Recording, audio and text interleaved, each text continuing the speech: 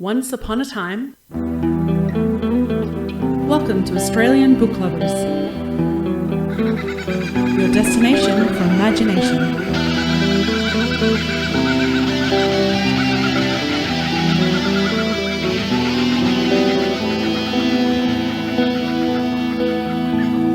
A big warm welcome to everyone and a huge thank you for joining us for the Australian Book Lovers Podcast, episode 91. Our mission is to bring fabulous Australian and Indigenous literature that spans a whole range of genres to book lovers around the globe, as well as fantastic resources and information for passionate authors looking to write their next bestseller. I'm Veronica Strachan, aka V.E. Patton, fantasy, memoir, science fiction and picture book writer, voracious reader of many genres, and one of your co-founders and co-hosts coming to you from Wurundjeri Woiwurrung country today.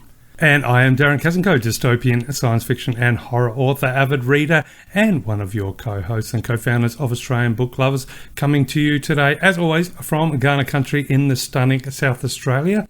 And very excited for this episode 91. I mean, I still do have a bit of a tear in my heart because we have to leave the 80s behind. But let's step into the 90s. But yeah, episode 91, very, very cool with another huge show coming up. Indeed, really full on. And I believe you had a very interesting and heartfelt chat with one of our authors. I had the awesome pleasure of talking with author Jacinta Dietrich, who I'm sure you'll all hear very shortly, is full of energy and has written an amazing book called This Is Us Now, and about a subject that I think is going to really resonate with anybody who's listening. So, but it was a really cool, fun interview, covered a lot of ground. Can't wait to get to that. But in the meantime, episode 91, did you want to know a little bit about the meaning? Indeed. Tell us about the number 91. Well, apparently the number 91 is a sign that you are in for a new beginning of some kind. Whether it is a new business venture or a brand new relationship, the number 91 is all about new beginnings coming out of situations that have recently concluded. Now, I can't go into too much on a personal level, but I can say there was a situation that has recently concluded. So It's a little bit spooky. These meanings are starting to become truer and truer. Perhaps I should be taking notes down rather than just listening. And maybe I should stop giggling at all these little meanings and start realising that maybe there is truth. There you go. All right, so let me give you the bingo word because, of course, we missed the final bingo word because that came up with one of our specials, our beautiful wilderness specials. But, bingo, number 90 is the end. So 3 kind of things that people would call out for their bingo calls. Top of the shop, end of the line, as far as we go. End of the line, I think, is a good one.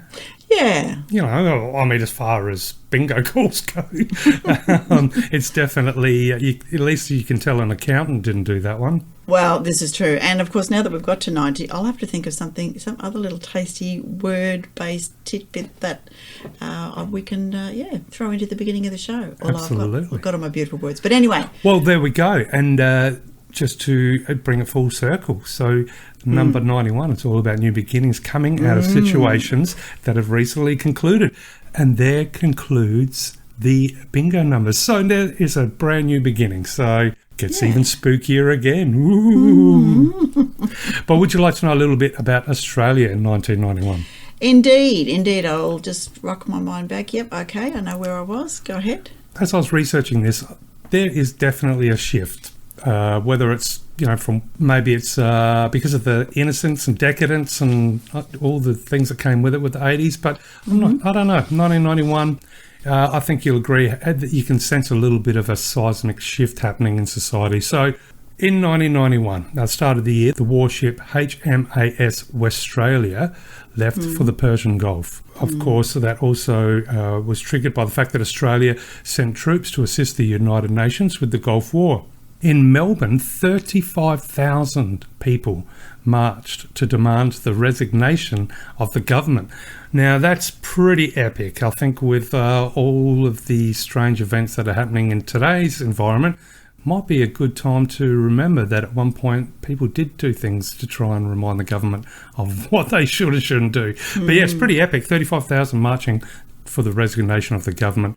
And speaking of marches across the nation, thousands attended church services and protest rallies urging peace, because obviously there was that real simmering of, the lack of peace or war coming. And of course, it did. The Gulf War in 1991 began with Prime Minister Bob Hawke giving battle orders to the Navy stationed in the Gulf after a telephone call with President Bush at the time. And that triggered further peace marches across Australia, demanding withdrawal of Australian forces from the Gulf. 1991 also saw the report of the Royal Commission into Aboriginal Deaths in Custody, and the findings were finally released. Shock horror, no criminal charges were recommended, nor was compensation for victims' families. But changes were recommended to the way that Aboriginal people were dealt with in police custody. Well, the more things change, the more they stay the same. No criminal charges, no compensation. Still not a good situation. So there was bad things that happened, but no compensation. Oh, you ran that red light by complete accident? I'm sorry, you need to pay. On a brighter note, Warner Brothers Movie World held their grand opening, and Mel Gibson, Kurt Russell and Goldie Hawn were just a few of those stars in attendance. On the 4th of July, this is a bit of a sad one, leading Sydney heart surgeon Dr. Victor Chang was shot and killed near his home in the Sydney suburb of Mossman. Now, his murder was the result of a bungled kidnapping and extortion attempt. David Malouf's novel, The Great World, won the Miles Franklin Award. And as a bit of fun to end what is obviously a dark sort of simmering year, 1991, on the 10th of February, the American animated comedy series The Simpsons debuted on Network 10. So I suppose that's a kind of a fun way to end it. But I'm going to be controversial and say not a fan. Not a fan. Fair enough. There was a couple of good inventions in 1991 because, of course, Australia always punches above its weight. So in 1991, Australia invented the plastic rod bone repair. So it was the technique of using plastic rods in place of metal pins and screws. It was developed by Dr. Michael Ryan and Dr. Stephen Ruff and at the Sydney's North Shore Hospital. And of course, that by using plastic rods, that stopped interference with the MRI and CAT scans. So that was really good. Now, we talked about the shocking, murder of Victor Chang. Even more shocking when you realise that same year, 1991, the St Vincent's heart valve was invented, an artificial heart valve designed by Dr. Victor Chang for the replacement, of course, of dysfunctional ventricle heart valves in people with chronic heart diseases. So there we go, 1991 in Australia, and I think you agree, a bit of a shift there from almost the innocence of the 80s, but nonetheless, some important milestones there, and let's see what the rest of the 90s have in store. So there we go. There we go. All right. Time for some words, Darren. So let's start with otherworldly, which are kind of real words, and then I've got some made-up words from the gorgeous John Koenig. Now, I have just randomly a page of words from Otherworldly, which, as we know, is written by Yi Lam Mak and illustrated by Kelsey Garrity Riley. Have you ever heard of the German adjective sturmfrei? No, now you're making me hungry. I'm thinking stir fry. No, so it's STURMFREI, and it's literally storm-free. The freedom of not being watched by a parent or superior, being alone at home and having the ability to do what you want. Oh, so that's interesting to use the word storm-free. Yeah, I'm sure the parents think storm-free. So there you go. Or it's probably storm-frei. I'm sure my German accent doesn't do it anywhere near justice, but there you go.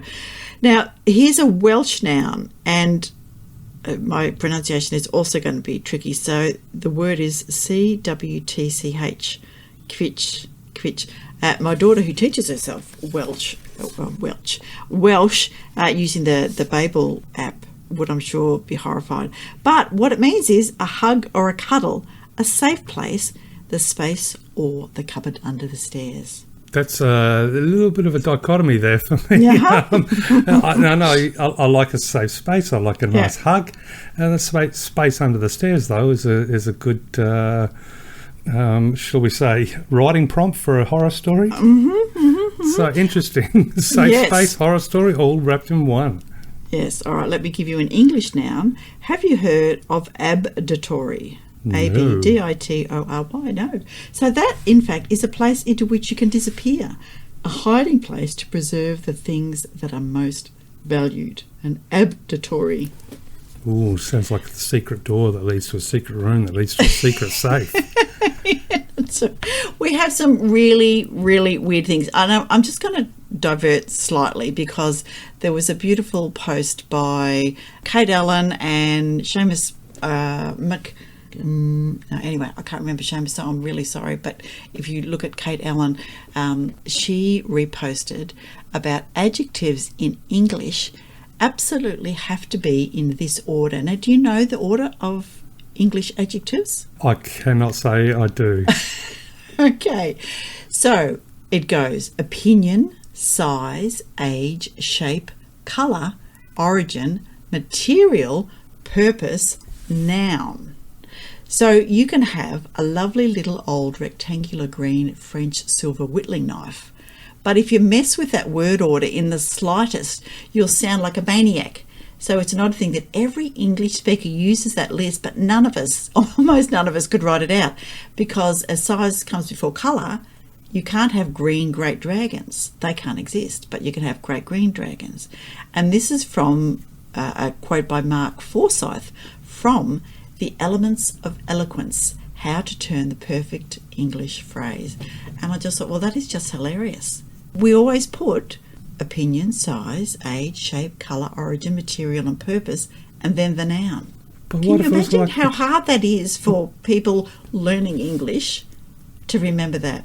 I've never even heard of that. I mean, it was a grotesque mountain-sized monster. Yes. And that's already broken the rules. Yeah, well, horror writers. There you go. All right, now I have from John Koenig's book, A Dictionary of Obscure Sorrows, I've got two little short words to share with you and then a slightly longer one. Aulasy, which is, in fact, the sadness that there's no way to convey a powerful memory to people who weren't there at the time. So it's AULASY. Driving past your childhood home to show it to a friend, or pointing at a picture of a loved one you lost, only to realise that to them it's just another house or just another face. And it's a contraction of Auld Lang Syne, which is Scots for times long past, fragments of which are still present in Aulasy, but the meaning has been lost. It's pronounced Aulasy. So there you go, Aulasy. Yeah, that's interesting. I mean, it's definitely the case, isn't it? And I think it's also the that idea of always trying to capture things with a camera too, to try and bring that moment back to share with others. I know we were on a hike the other day and came across, just a beautiful part of a crevasse or a gorge, and the light was just perfect with the sun. Everything was perfect. Yeah. And of course, the first thing my wife did was want to take a photo. And for the first time, because she takes a lot of photos, and for the first time, she sort of looked and then stopped and went, it just won't capture it, will it? And I was like, no, enjoy. It's you. It's there for you, for us to enjoy. There's no capturing it for somebody else to enjoy. They need to come down here. Yes. So it's interesting phrase or word. Yeah. I quite like it. All right. Now, here's one, interestingly enough, which has a Japanese origin. Watashiato, which is the curiosity about the impact you've had on the lives of the people you know, wondering which of your harmless actions or long-forgotten words might have altered the plot of their stories in ways you'll never get to see. And it is from the Japanese watashi and ashiato, meaning footprint. There you go. I feel like that's going to have a little bit of relevance for us when we talk to when you have a chat with Jacinta. And it may also have relevance for those who indulge a little bit too much in a party and wake up the next morning and wondering what effect or footprints you may have left in. Okay, hadn't thought about that, but yeah, alrighty. Now, this is my final word, and it is alasia, A-L-A-Z-I-A. And alasia is the fear that you're no longer able to change. So when you were born, you could have been anybody. So quick and malleable, your parents could look at your face and see a future president. They tried to mould you as you grew, but they could only work with what they had. And when their tools stopped working, they gradually handed them off to you, asking, what do you want to be when you grow up? There's a certain art to becoming who you are. There's no standard kit that you can use to assemble yourself, swapping out parts as needed. Don't we wish that was true? Indeed, it feels more like a kind of stretching, a teasing out of the edges like a glass blower standing at the furnace. A teenage personality is a delicate medium, its emotions almost too heavy to handle. You had to figure out a way to keep yourself together and tease out the good parts without falling out of balance or stretching yourself too thin. You couldn't stop everything to try to fix your flaws, but you couldn't just ignore them either. Luckily, you were nothing if not flexible, softened by the heat of youth, which kept you warm on a dingy couch or a night in the wilderness. You knew that you weren't just you were also the person you would one day become. So even if you failed, you could still be whatever you want to be, as long as you kept moving. Inevitably, you got hit and you got hurt. You prided yourself on how well you absorbed the blow, bouncing back as if nothing had happened. But the pain changed you in little chips and cracks that might take you years to notice. Over time, you learned how to position yourself in a very specific way, protecting the most vulnerable parts of your psyche, even as you knew they were still a crucial part of the real you. Gradually, you became more and more reluctant to move from that position, growing a little harder, a little more brittle. And now here you are. Sometimes you find yourself wondering if you can change, even if you wanted to, if you still have enough fire in the belly to surprise yourself, or if you're already set in your ways, too tough and cynical to stretch without shuddering. Maybe you spent so long wondering who you were going to be one day, you forgot that the question actually has an answer, and that one day would soon arrive. Maybe it's too late for you to change who you are, or maybe you're just entering a new phase, undergoing a change so profound that even your understanding of change is becoming unrecognisable. Maybe now is the time to stress test your own assumptions about yourself, stripping away all the flourishes and ornaments that you don't really need, honing yourself down to the core of who you are.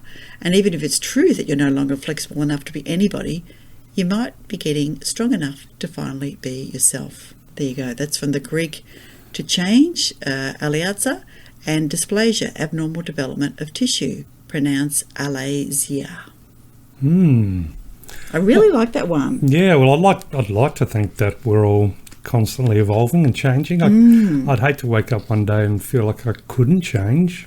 Yeah. I also like the image of those little cracks and crevices that you'd hardly notice, but in fact they become a part of you and, either help you grow a little harder, a little more brittle, and it doesn't have to be that way. But yeah, I really like that. So thank you, John Koenig, for your 3 words today. Well, shall we jump into some news for episode 91? Let's go news. All right.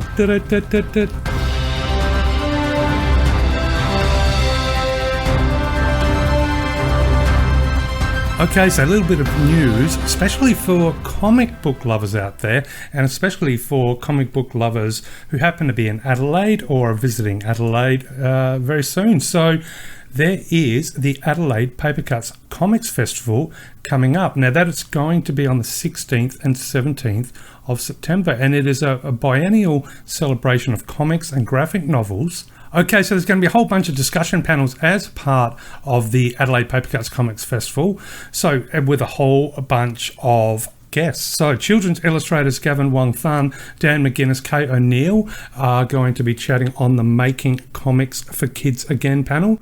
Graphic novelist Georgina Chatterton, Sarah Firth and Sarah Winifred Seal are on the Drawn from Life Writing Personal Experience panel. Comics artists Rachel Ang, Scott Pritchett and Briar Rolfe are on the forthcoming Publishing and Working with Editors panel, and comics writer Ryan K. Lindsay, Jessica Walton, Scott Wilson are on the Words for Pictures Writing for Comics panel.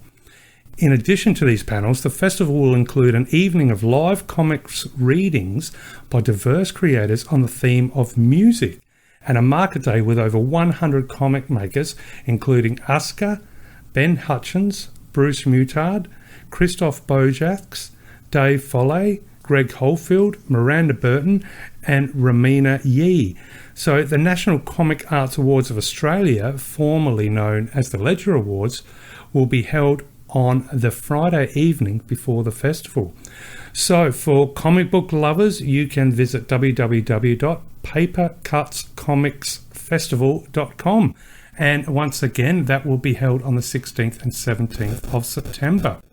But moving on with the news, the 2023 Furphy Literary Award winner has been announced, and journalist and copywriter Jen Raywell won this year's $15,000 award for A Way to Me, which judges described as an uplifting and offbeat love story. So Raywell was presented with a cheque for $15,000 at the ceremony, and in addition to the cash prize, she will see her story published in the 2023 Furphy Anthology and will be invited to a residency at La Trobe University to work on her writing. So huge congratulations to Jen Raywell. I hope I pronounced her surname correctly, Raywell, for winning this year's 2023 Furphy Literary Award. Now, I'm going to quickly finish my little news segment with a little, shall I say an entree or a sneak preview, because I know you did lay down the gauntlet a couple of episodes ago about Adelaide. So I am going to be building a little bit of a return serve of literary magic. But I thought I'll just bring a couple of quick little tidbits about Adelaide to whet your appetite in this new segment. So Adelaide was a free settlement. So did you know Adelaide is the only capital in Australia that was not settled by convicts? Now established in 1836, the city was a planned capital for free British settlers. So a majority of the people had no criminal history. The city was thought to have little crime compared to other areas. Now, here's the funny part. As a result, no prison was built for some time. And, of course, criminals took a bit of an advantage of this. And so prison was soon added after that. Adelaide is home to the biggest display of Aboriginal artefacts. So basically you can see the huge range. It's displayed at the South Australian Museum. We are the opal capital of Australia, or Adelaide is the opal capital city of Australia. And now here's the cool one, which is gobsmacking and a bit of a joke. Adelaide has the third most expensive building now, not in Australia, in the world. Oh, good Lord. So the Royal Adelaide Hospital cost a whopping 2.7 billion Australian dollars, making it the third most expensive building in the entire world. So the hospital also broke the record for being the largest building ever built in Australia. So there we go. And Adelaide City at first, it was the first city to give women access to vote. It was the first city to recognise Indigenous land rights, and it was the first city to criminalise sexual and racial discrimination. So these are just a little entree sneak preview before we step into the real powerhouse return serve of Adelaide's literary magic. But nonetheless, that is my little news segment. What about yourself? Very good. All right. So I have just a couple of little things. Just a reminder, we mentioned the Ditmar Awards last time, which is sci-fi, fantasy and horror awards, which are nominated by readers. So please jump onto Ditmar Awards. And if you know any fabulous, of course we do, just look on our website, Sci-Fi, Fantasy and Horror Awards. Those awards are open until August the 14th. Now, the Australian Council of the Arts fund programs with a range of activities to deliver benefits to the arts sector, including national and international audiences and communities, and they've got grants available from $10,000 to $50,000. Now, the next round of closing dates, so they've got some open at the moment, and they close on Tuesday the 5th of September. So this is for projects that start on the 1st of December this year. So, and they could go, for up to 2 years. Or they can't go for longer than 2 years, I guess is the thing. So jump onto australiacouncil.gov.au, investment and development, and have a look at the eligibility and see if you've got an arts project that might be suitable. We have the ASA really looking after us as the advocates for writers, illustrators and other arts people. They remember we've talked about the Department of Industry, Science and Resources inquiry into supporting responsible AI, and they have submitted, the ASA has submitted concerns about the risks of AI, focused a lot around, in their submission they've confined their comments to areas of their own expertise, which is good, and they acknowledge that like any technology, artificial intelligence offers new opportunities and efficiencies, but they're broadly concerned about the risk of copyright infringement and the degradation of author rights, the risks to incentives to create, and the risk to integrity in publishing. So just to say to people, please don't go willy-nilly into any kind of contract that doesn't, that you haven't sort of checked carefully to make sure, because we know some of those machine learning companies are taking artists' work without acknowledgement or payment. So in US, some of the authors are being asked by publishers to agree to clauses which allow their work to be used to train generative AI. Now, we know the authors and writers in the US are currently on strike for some of the streaming services, and that their writing and their work is not being acknowledged or paid for. So please just be careful. And to the best of our knowledge, this isn't happening in Australia, but be careful not to sign any contracts which give third parties permission to use your work in AI training data sets. Now, so Holden Shepherd, who won Young Adult Book of the Year for The Brink, has actually also just won a grant to write a book as a follow-up to his Invisible Boys, which is going gangbusters because they're doing a TV series about it, and now he's going to write another novel on that. So that's good. But Holden also has written an article for the Ad News, and that is that in his opinion, AI is our generation's asbestos, so that we need to be really careful. As we know, anyone who's sort of keeping an eye on what's going, Amazon has been flooded by incomprehensibly bad AI written novels, which is sort of crowding the market, making it even harder for discovery by particularly indie authors who don't have publicity and publishing companies helping them. And companies are trying to hire writers at a fraction of normal rates to edit AI generated copy rather than writing their own material. So please be a little bit careful. That is my news for today. And I forgot to share my Indigenous word.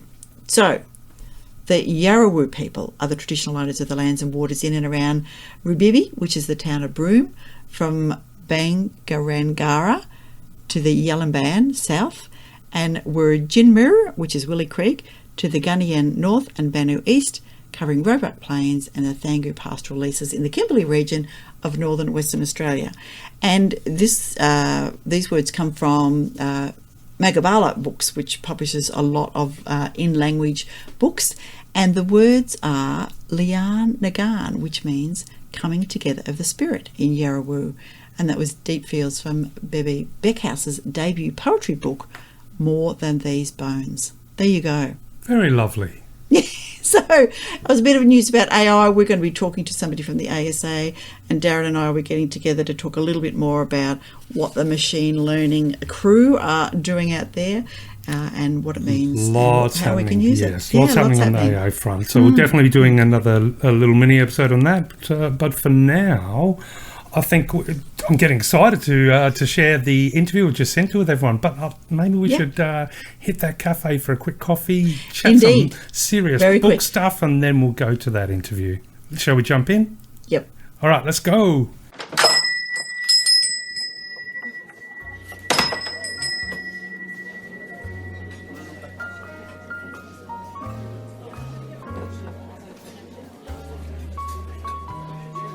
So here we are in the Reader's Cafe, and my Reader's Cafe for this one, somewhat inspired from the wonderful Onkaparinga Gorge that I had the pleasure of doing a bit of a trek down just a week or so ago.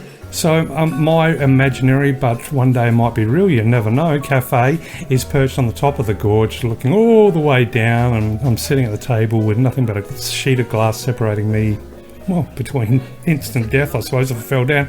But because there's glass there, it's instantly beautiful. But yeah, sitting there, and maybe I'm going to have an orange coffee, a little bit of whiskey in mine, just to warm the cockles. And what about yourself? Well, I'm going to really thread the real into the imaginary and consider myself at a little country cafe on a very tiny main street. And what am I going to drink? Okay, I'm going to go for a hot chocolate with little frothy bits on the top, but no marshmallow because generally they're not vegetarian. So there you go. Country cafe, surrounded by local art, all the locals just dropping in saying hello to each other, and I'm having a hot chocolate with chocolate sprinkled on the top. Cool. I was thinking you might say something like warm, what do they call it? Unpasteurised, like natural milk. What do they call it? The milk straight from the cow. Thanks. Yeah, no, thanks, but no. You go. But we are in the cafe, so I would love to spotlight a couple of new listings on the Australian Book Lovers website. Excellent. A couple of really cool titles, and first one I would like to share is going to be found under our contemporary genre. The book is called Serengoti, and it is by author Eugen Bacon. Now, in the one tumultuous day, Shanzhu loses her job and finds wife Scarlett in bed with a stranger. As life unexpectedly spirals out of control, Shanzhu turns to her charismatic Aunt May for comfort and wisdom, and makes the bold move to work on a project in Serengoti, a migrant African outpost in rural Australia. In a novel haunted by the strangeness and yearnings of a displaced community, both beautiful and fractured, Shanzhu is forced to confront her many demons. Back in the city, Brother Tex has gone missing. In Serengoti, violence and infidelity simmer. This is a novel bathed in sensuous, original language, a love letter to the strong women who bind families together despite everything. It's also a tender remembrance of the many who haven't or couldn't survive the dislocations and tragedies of their turbulent pasts. And that is Serengoti by Eugen Bacon, found under our contemporary. So a bit of a sweeping story there. Yeah, we have a copy of that, but it won't be in this newsletter because I've already got 3 to give away. But we do have a copy of Serengoti, so thank you to Eugen and her publisher. Yeah, definitely. Thank you for that. Now, the next one is also under our contemporary genre, and this is, well, we've already discussed one of her books. It's another book by the fabulous author Fiona Lowe, and this one is called Daughter of Mine. When your world falls apart, the only person you can depend on is your sister. The 3 Churnwell sisters are descended from the privileged squattocracy in Victoria's Western District. But could a long-held secret threaten their family? Harriet Churnwell has a perfect life, a husband who loves her, a successful career, and a daughter who is destined to become a doctor just like her. Sarah has always lived in Harriet's shadow. Her chaotic life with her family on their sheep farm falls far short of her older sister's standards of perfection and prestige. Georgie, the youngest sister and a passionate teacher, is the only one of the 3 to have left Billawarra. But is her life in Melbourne happy? Despite all 3 sisters having a different and sometimes strained bond with their mother, Edwina, they come together to organise a party for her milestone birthday, the first since their father's death. But when Edwina arrives at her party on the arm of another man, the tumult is like a dam finally breaking. Suddenly the lives of the Churnwell sisters are flooded by scandal, criminal accusations, a daughter in crisis, and a secret over 50 years in the making start to crack the perfect facade of the prominent pastoral family. A thought-provoking novel about family expectations, secrets, and lies. And that is Daughter of Mine by Fiona Lowe under our contemporary genre. So I'd like to finish the book spotlight on a title that we will find under our biographies and memoir, and the book is called Find Him Among the Living by Jessica Revel. Any mother would die for their child. She would do anything to take the pain away. In the case of suicide, the mother keeps the pain and loses the child. On July the 5th, 2020, Jessica Revel took her son's agony and had to learn to live as an emotional amputee. She couldn't grow her son back. She had to navigate the world without her beautiful, funny, autistic boy. Over the next year, she went on an intense journey of grief, post-traumatic growth, and an investigation of the fractured health system that sees 3,000 people a year die this way. The book is framed by Jessica's daily connection to her son, who continues to guide his mother's prevention work as she finds him among the living. And that is Find Him Among the Living by Jessica Revel under our biography and memoir. And we will be talking to Jessica soon, and that will be part of a very special calendar date, which we'll chat about further on upcoming episodes. But that was a couple of book spotlights, and I just wanted to really quickly do a spotlight on author Avril Drummond, who has supplied a couple of really groovy, cool short stories on our short story genre, I would say genre, and our short story sections on the website. Now, both of these short stories can be found under our contemporary short stories.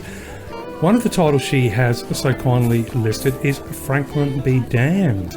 Now, this is a quaint and I would say somewhat emotional short story about friendship and reflection. So, quick read, probably only take you a couple of minutes. Very much worth those couple of minutes of your time, and that is Franklin Be Damned. Now, Avril has also listed a story called Ellen's Dream. Now, this one is definitely a fun and gripping little short story that may or may not hold a touch of surrealism, but that is definitely up to the reader to make that decision. But again, that's under our short stories, and you can find them under our contemporary short stories by the amazing Avril Drummond. And that is my bit of a spotlight on our beautiful new book listings and a couple of new short stories. So now on to you. Indeed. Okay, what am I reading? My 2023 challenge. I have read 80 of 125 books, which means I'm 8 ahead according to Goodreads. Thank you very much. I've read since the last episode, Kraken Rising by Greg Beck. As you know, I'm now pouring through the Alex Hunter series on audiobooks, which I'm borrowing from the Goldfields Library. Thank you very much, Goldfields Library. And Alex Hunter is the series by Greg Beck, because he's got a few different ones. And I was chatting with KT Pappas the other day, who's done a review for us, and we were saying, yes, we quite like Greg. He does a little bit of horror, a little bit of supernatural, a little bit of military sci-fi. So yeah, easy reads, lots of amazing facts and science in them. So, and he often gives you a little bit of a summary at the end where he got his ideas from, so that's interesting as well.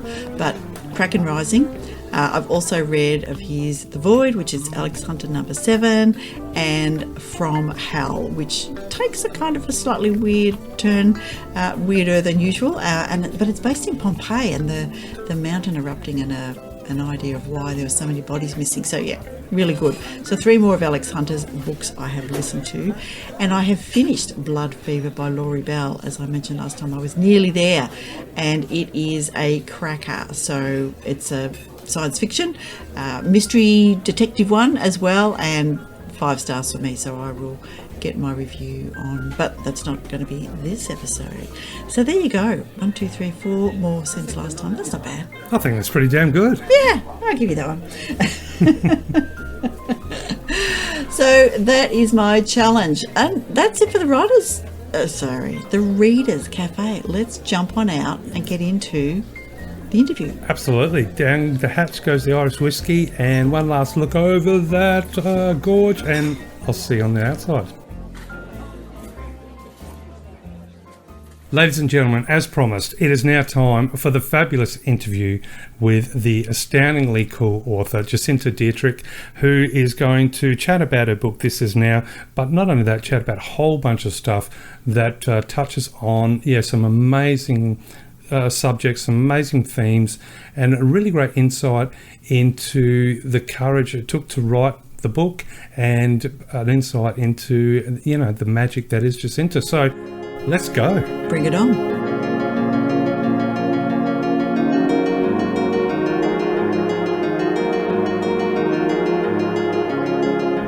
Ladies and gentlemen, they say that lightning never strikes twice.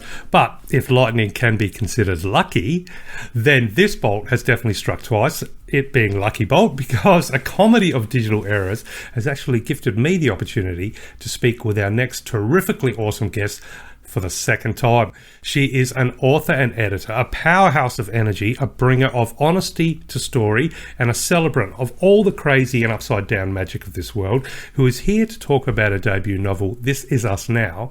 Jacinta Dietrich, welcome to the show. Thank you for having me. And I'm 100% saving that as my bio going forward now. That is it. That is all everyone gets. Thank you. Oh, not a problem. Maybe that should be a t-shirt on the back. The second bolt of lightning is the lucky one. That's I me. love that. So for our listeners, I did have the absolute pleasure of talking with Jacinta a couple of months ago. Unfortunately, as I mentioned, due to a comedy of digital errors, new computer upgrades, and all the fun that comes with it, the digital universe played a prank on me and we lost it. So that worked out in my favour because I get to talk to you again. Thank you. That's why you never change computers. That's why I'm on a ridiculously old laptop that is going to die any day. Oh, look, it really is the case. When you change over, it's like, oh my lordy, how many software updates do I have to do? Reinstall, transfer this, new drivers. It's fun. Worth it at the end, I think, but what a headache. But nonetheless, we are going to be diving into, of course, all the emotions, the intricacies, and the literary magic of This Is Us Now. But what I'd love to do, or where I'd love to start, is by asking about, for want of a better word or phrase, this is Jacinta now. So how has 2023 been for you so far? And I'm curious what strange and marvellous roads has your writing taken you on? And does any of these roads include the Ringmaster, which I understand was awarded a KSP fellowship? Oh, thank you. 2023 has been awesome. I feel like every year I'm like, oh yeah, this is a good one. And then it just like gets better and better. So it's been really, really lovely. I felt like I had a few good years previously. COVID notwithstanding and things like that. I was really lucky that my life mostly didn't change during COVID because I'm a indoor introverted writer, work from home person anyway. But 2023 has been absolutely amazing. So at the start, I started my own podcast with a co-host called Differently Brained, where we talk to neurodivergent guests or guests who have struggled with their mental health to kind of give an internal perspective about neurodivergence or mental health struggles and kind of, increase representation in those areas, because a few years ago I got my autism and ADHD diagnosis, and I was really looking for more in those areas. So I started my own podcast. And alongside that as well, you mentioned the Ringmaster. So I've been writing a middle grade fantasy adventure novel for a couple of years now. But it's really kicked off this year because I realized I was writing an autistic protagonist.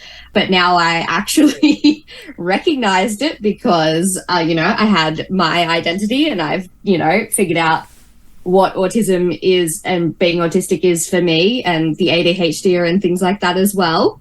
So it's actually kind of taking off now slowly but surely. Got awarded a KSP fellowship. So I was able to do that for 2 weeks in February. And now I've just been chipping away at some big structural edits that I started over there in Perth and brought back with me. Just curious, how did it end up being that you were awarded the KSP fellowship? I guess, was it something that you were aware of and you're aiming for, or was it a case you had the story, the new fantasy story, the Ringmaster, and were looking around how you can maybe get some advice? How does one just suddenly find themselves being receiving such an amazing award?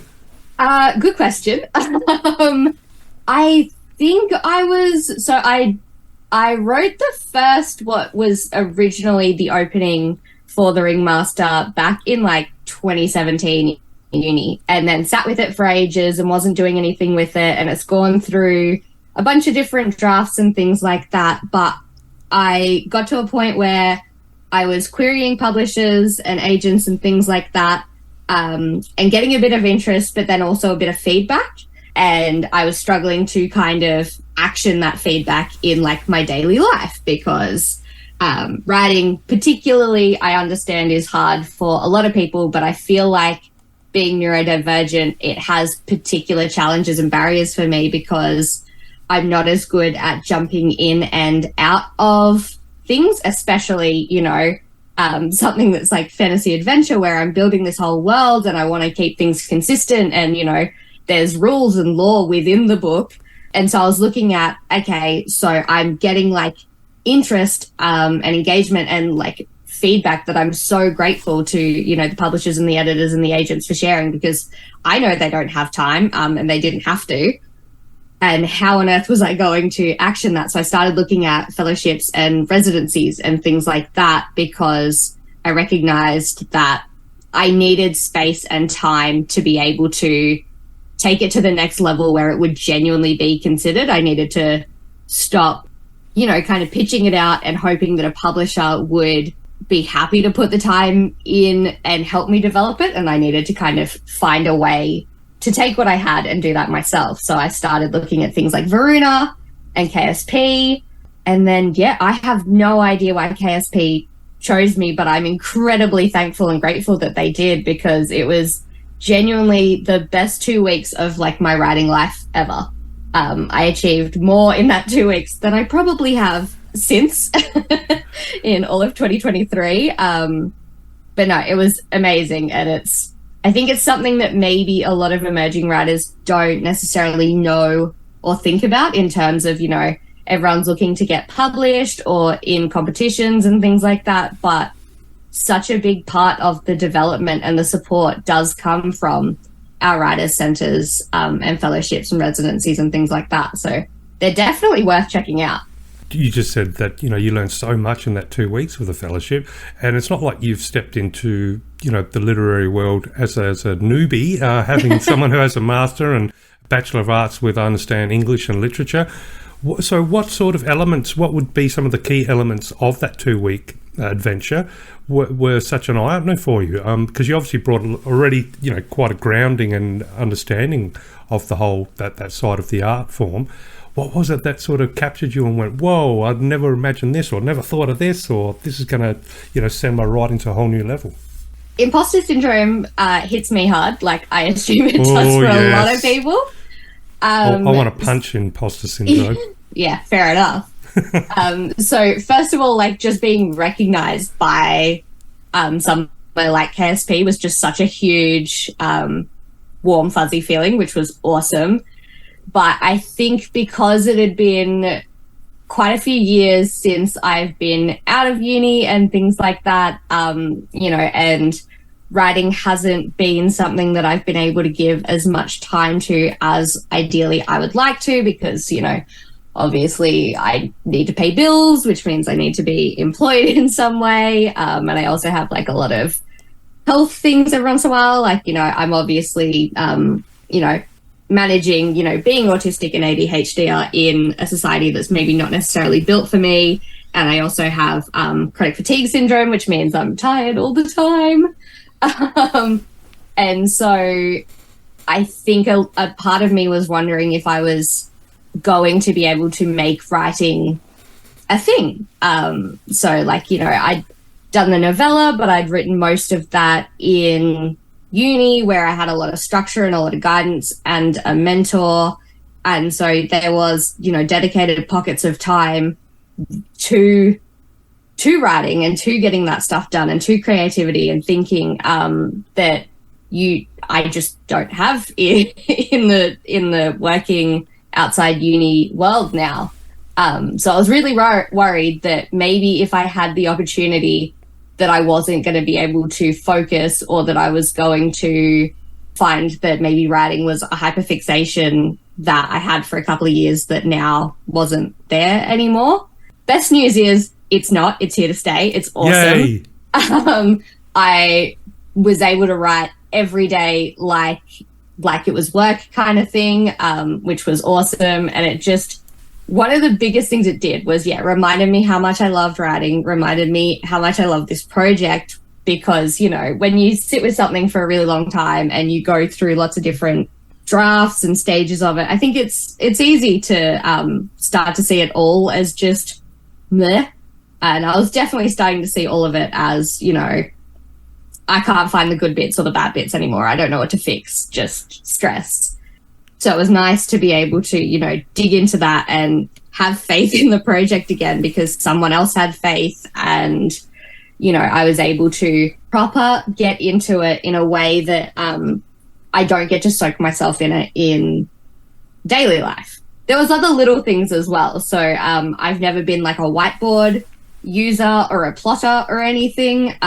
So like for the Ringmaster specifically, I wrote the opening chapter, which is now not at all part of the manuscript. And then when I went back to it, I wrote the climax basically. And I just worked through random scenes that came to my head and then filled in the gaps later. But with the structural edits, I kind of sat down and I was able to, take the feedback that I'd been given and pinpoint what wasn't working.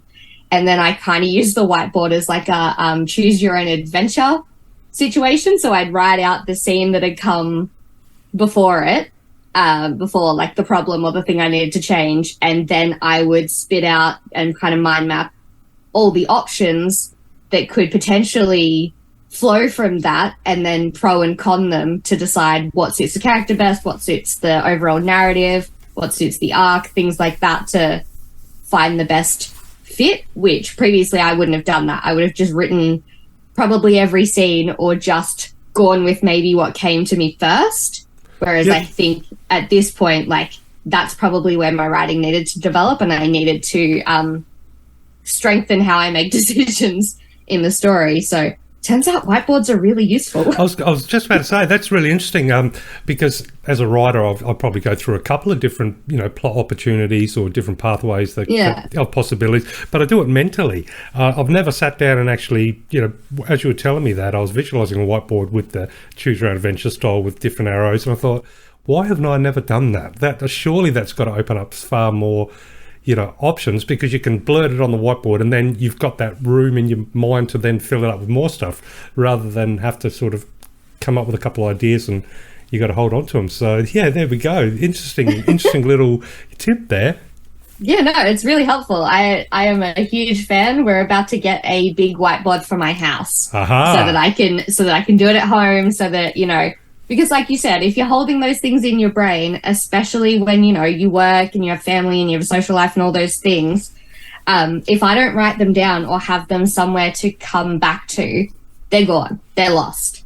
So to have something now that I was able to bring into, like, my daily life, where I have somewhere visual that I can just drop all the things, and then it's so much easier to jump back into it when I get back, because I can see what it was rather than like read the previous scene and figure out what I was trying to do and things like that. Yeah, it just taught me how to set myself up better to come back to my work in between all the other things. Beautiful, beautiful. Now, Jacinta, you mentioned earlier that there were certain challenges that came with being neurodivergent, one of those being that ability to jump in and out of different scenarios, or, straight into a fantasy world and back. Do you think that challenge has become a little less daunting, or a little less challenging, shall I say, as you've grown, the confidence has grown with your writing and you learn some of these new techniques, and the deeper you go into the Ringmaster? I love that you think the confidence has grown. It's getting there. It's getting there?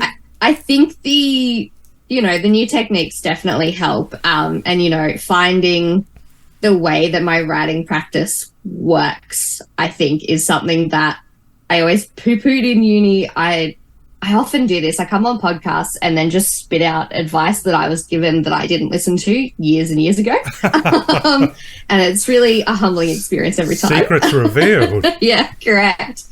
I think, figuring out how my daily practice actually works, and when I can write and when I can't, and, prioritizing that time in my day or my week or my month, whether that's, I sometimes set aside full weekends and I write with a friend, so that, appeases the body doubling side of my neurodivergence of, I have someone there who's, doing it with me, and there's nothing else to be doing at that time. So I just do it, and that's really nice. But I think, things are slowly getting easier.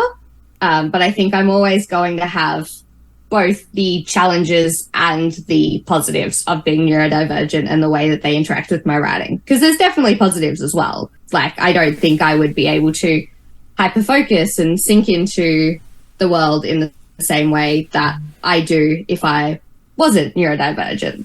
But no, I think those challenges are probably always going to be there because my brain's always going to be my brain. Well, speaking of brain, you mentioned your podcast, Differently Brained, and I've got to assume that you get the opportunity to have some fascinating discussions. And when one is writing, obviously that's usually quite a lonely affair. It's a solo affair. And a lot of times, when you look up from the page, if you're sort of stuck, you're not in a group environment generally, so you sort of you've got to deal with all these emotions, issues and challenges yourself. But it must be fascinating conversations to be had. And what triggered the decision to start a podcast, and what are some of the cool things you've learnt through guests along the way? The big thing that triggered wanting to start the podcast, it feels a little bit weird because I wasn't a huge podcast person before this, and I feel like such a like sneaky imposter coming into your podcast world and being like, I didn't listen to podcasts before this. But it was really tied up with, getting my diagnosis and trying to understand, being autistic and being an ADHD more and things like that, and I looked to books and movies and TV and things like that. And there was some really, really brilliant representations and resources in there, but they were also limiting in that I was only ever going to hear one story at a time, which is really awesome. And I love digging into that, but I also don't have all the time in the world to be reading all the things and watching all the things. And so I started looking for podcasts that would maybe help me, understand different parts of myself and understand different people's experiences and what works for them and what doesn't, and things like that. And I was finding that, and this is a big generalization, I want to caveat that this is just what I found, and it was a couple of years ago, and things are definitely changing. But I was finding that there wasn't a lot of Australian content was the main one, and there wasn't a lot of kind of crossover, which was important specifically for me, having, two different neurodivergent parts of my brain where, I could have listened to just an autism podcast or just an ADHD podcast. I wanted something that, was going to touch on all of that kind of thing, because it felt, and it still feels, difficult to separate the Venn diagram of what is my autistic identity and what is my ADHD identity, because, there are so many similarities between the two. And then also every once in a while, there is a clash, and it is two wolves living inside me where one wants routine and one wants chaos, and things like that. So I wanted something that was a bit more expansive. And then the last thing that I noticed that I didn't feel really related to me was that a lot of them were kind of two co-host situations where one person had lived experience and the other person was potentially a medical professional or something like that. Oh, okay. And they would then teach you about the terms and stuff. So what stimming is and what executive function is and things like that. And I definitely think there is a place for that information, but as someone who already knew those terms and had their diagnosis and was trying to understand people's experiences a little more deeply, I felt like it wasn't the right entry point for me. Maybe it was more suited to, a neurotypical audience who was trying to better understand neurodivergence and things like that. So the big thing that I wanted to do with Differently Brained was to give different people a platform to tell their story in their own way.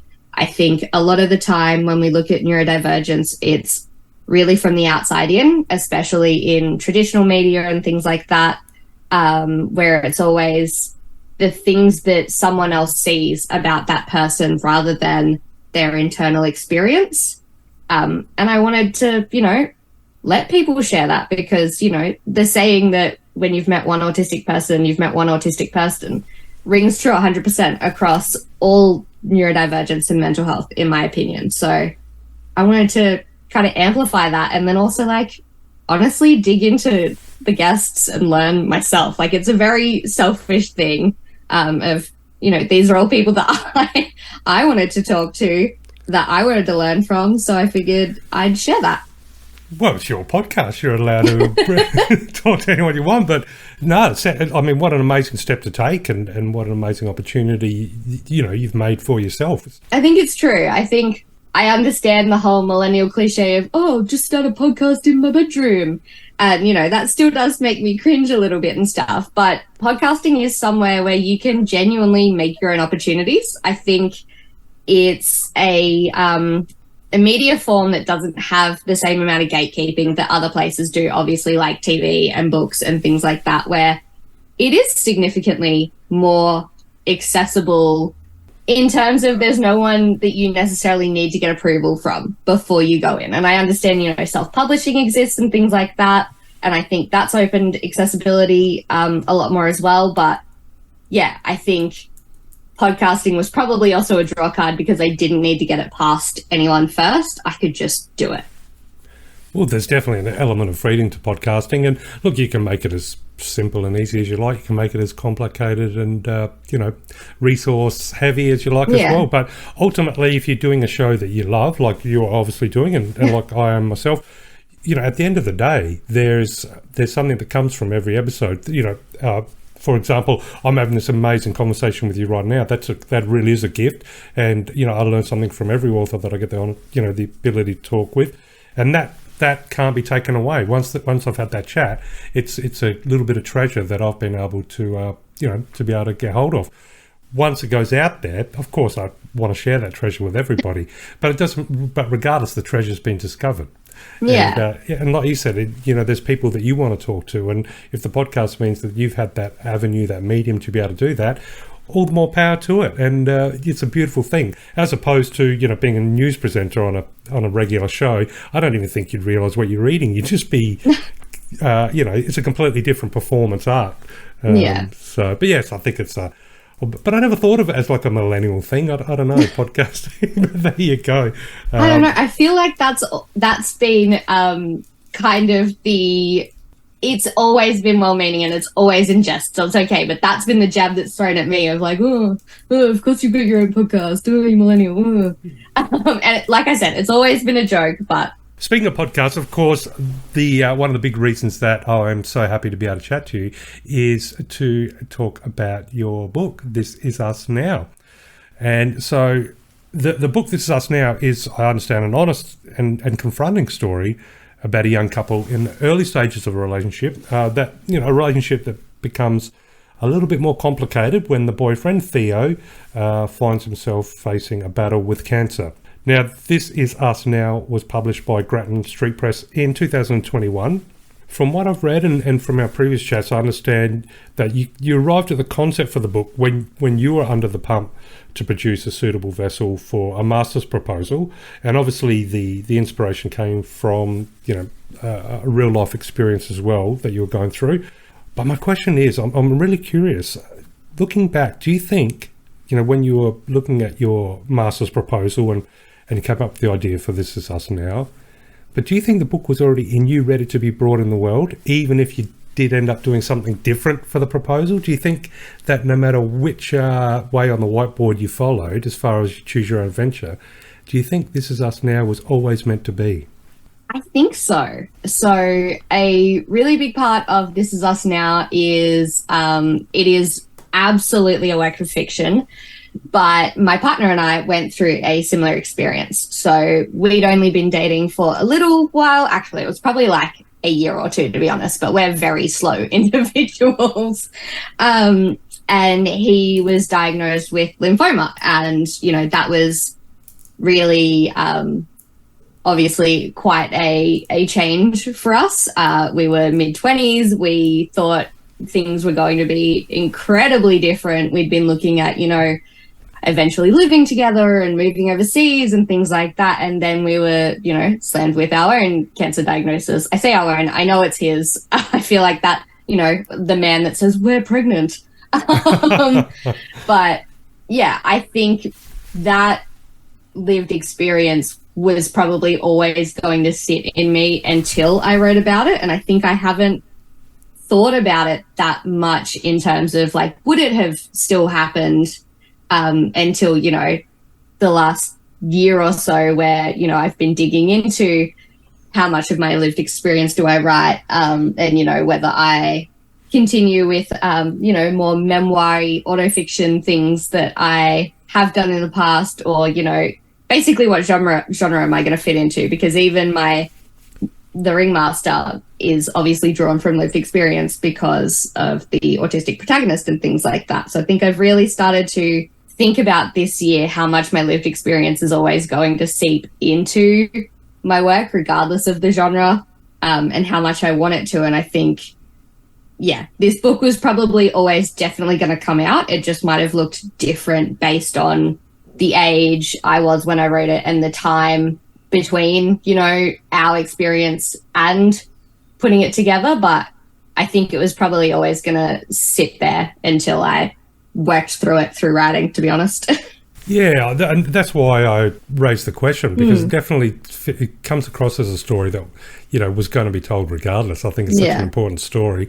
And as you mentioned, it is a work of fiction, obviously, but it has got elements, or it has roots in real life experience. You mentioned in one of your interviews that I had to listen to, and also I've read a bit of your blogging stuff, that when you were faced obviously with a similar situation in real life, and with yourself and your boyfriend and partner, I understand you went on a bit of a search to find books or stories that might help to give an insight into your situation. You know, someone who's been in a similar circumstance, but there wasn't really any to be found. So when you began writing This Is Us Now, I'm curious, Jacinta, did you feel any form of, I guess, responsibility at bringing your story to life for others? Did you feel like you were kind of carrying the torch for that one, for that particular reflection on that particular lived experience, and knowing that other people might be in a position that you were, looking for something like this, and that your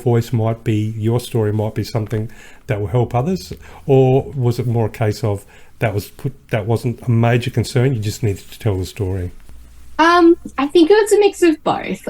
Looking at my creative projects, they've always got an element of selfishness to them. I'm always that person who, like, similar to the podcast and things like that, if it's something that I want to see and it's not out there, I want to make it happen. Whether it, you know, helps me in the future, it helps someone like me. So I think that is like a really big part of it, of, you know, looking back at experiences, and, you know, books have always been very kind of present for me, and somewhere where I've looked for comfort and knowledge and understanding and identity and things like that. And I assume that other people do as well. So I think there is part of me that always writes or creates from a place of wanting to make something for someone else that I didn't have, that I would have liked. Because like you said, like, I went looking for books and things like that to see just how other people felt, I think, you know, in similar experiences. And I came up against kind of 3 tropes or arcs, or whatever the appropriate word is for it. My brain's gone. And it was kind of like, you know, the YA, they are both sick and they both fall in love. And then, you know, one of you likely dies, and it was about like first love and first loss and things like that. So things like The Fault in Our Stars, or there was memoirs by people who've lost their partner, and it was, you know, looking back at the wonderful life that they had together, but then also figuring out how they moved forward, because most of them were, you know, either, you know, young or middle-aged kind of thing, and, you know, would likely go on to continue to have a life after their partner, and how do they do that? Or it was romance books where, you know, they've been together forever and they're facing a new challenge, especially around health, and how their love story kind of transcends that. So like The Notebook and things like that. Whereas, yeah, I couldn't find anything that was like, oh, you've just started dating and your partner's sick and you spend every Friday night in hospital. I need that brochure. I need that story. Somebody give it to me. Well, that was it. And it was a really weird position to be in, being the partner of someone and he was still living at home. So there was this kind of extra disconnect for me kind of thing where like doctor's appointments and stuff like that. I think there's the assumption that like, your partner goes to all of them and things like that. But I didn't, because I was still working and at uni, and he lived at home and we lived on different sides of Melbourne and things like that. So there was also like maybe a bit of like lack of information on my side that I was trying to fill in the gaps. But I think, a really, really big part of it was that afterwards I realized that there were other people who would have had similar experiences and that they weren't able to find resources and representations either. And I had an opportunity, one, to write it, and two, to, share it in a way that felt safe, because when I wrote it for my master's thesis, I didn't imagine that I would do anything with it necessarily. It was actually, that's interesting. I hadn't considered that. Sorry, this is totally a tangent. I genuinely didn't think I was going to do anything with it when I wrote my master's thesis. Well, there we go. Yeah, I know a lot of good tangents, but that kind of answers the question then, doesn't it? Wow. So maybe I did really just write it for me. Yeah. But you also bring up a really beautiful point, or at least lead to a beautiful point, and that is, we have so much technology, we have so much, access to all different mediums. We can jump on the internet and look up, we can always find, usually, if you're in a situation, it's quite easy to jump on and find videos of people that are in certain similar circumstances. You can find blogs, you can find articles, all that. But it's interesting that it's still a case, at least I think for me, and I'm guessing for you as well, that as great as all those tools are, as great as all that information can be, they still don't quite take over the importance and the magic of having a book that's with a voice written from a perspective that is something that you can relate to. There's something far more intimate about a book. There's something more we can learn from a book than just an article or a YouTube video or a podcast or something along those lines. Yeah, definitely. I think there's, something special about having, whether it's the physical thing that you can hold in your hands and open and things like that, or, digital. I think it just still feels different, books. I think you're right. It's just you and the book or the character or the narrator and things like that, where it feels like a closer connection to the author maybe than other forms. I think maybe because for other forms like TV and movies and things like that, podcasts, most of the time there's multiple people involved kind of thing, especially if it's, a guest podcast or videos and things like that. Whereas with a book, it's just you and that person. And obviously there is a whole team that puts together books, and that's not to discredit their work at all, because I know, editors are absolute saints and the best people ever. But it still feels like it is just a conversation between you and the book, in a way that others don't. Yeah, I agree wholeheartedly. And as much as I love doing research on the internet, and I love documentaries, I love all forms of storytelling, but there is an element, I think, when anytime I'm reading anything on the computer, as far as internet based, no matter how good the read is, I kind of feel like I'm reading something written for everybody. So I feel like part of a group, like a group psychology there. Same as if I'm watching even an instructional video or documentary on YouTube, I feel like I'm sharing in that with others. Whereas if I open the books to open the page of a good book or a good biography, or I feel like it's just me and the writer. We're having a one-on-one. It's a beautiful thing. So maybe that could be a little bit about it. But you did mention, for example, the difficulties or the weird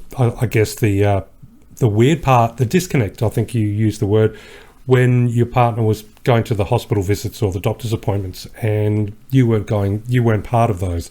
And I think, for a lot of stories that would probably be romanticized, where both partners go together and all that sort of stuff. So I can see already, there's an honesty that you wanted to bring. And that's what I'd love to talk a little bit about, and that is honesty when it comes to writing, because obviously you would have had to incorporate a number of touchy or confronting subjects when it came to putting the book together.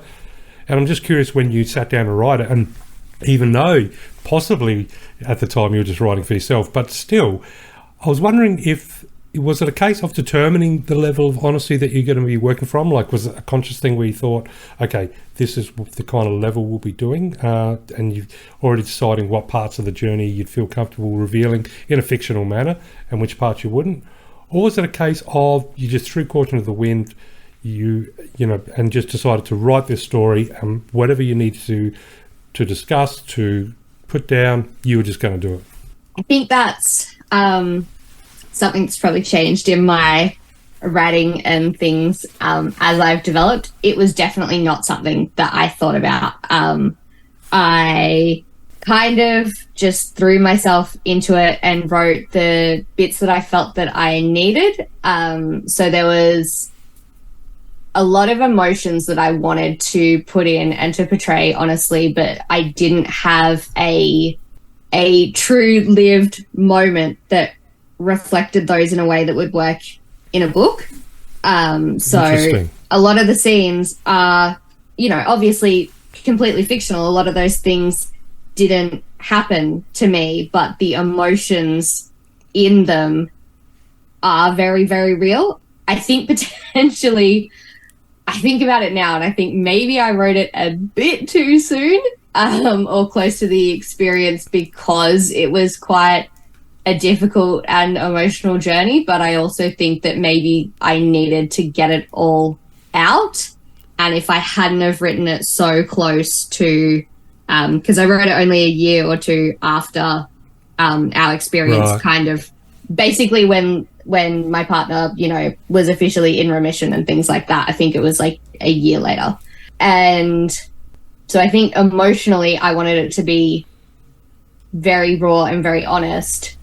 And because I didn't think that it was going to go anywhere beyond my supervisor and the assessors of it, I think I let a lot in terms of my personal feelings and things like that, that had I known it was going to be published, maybe I wouldn't have been that honest, because I get a lot of, feedback on this part, particularly when I say it. But I think Ella I found it very difficult to write Ella because I was very, very honest in what I viewed as the really crappy or mean or nasty thoughts that I had during that process, of jealousy of everybody else is having a normal relationship, and I'm, spending weekends in hospital and things like that. And, do you stay or do you go?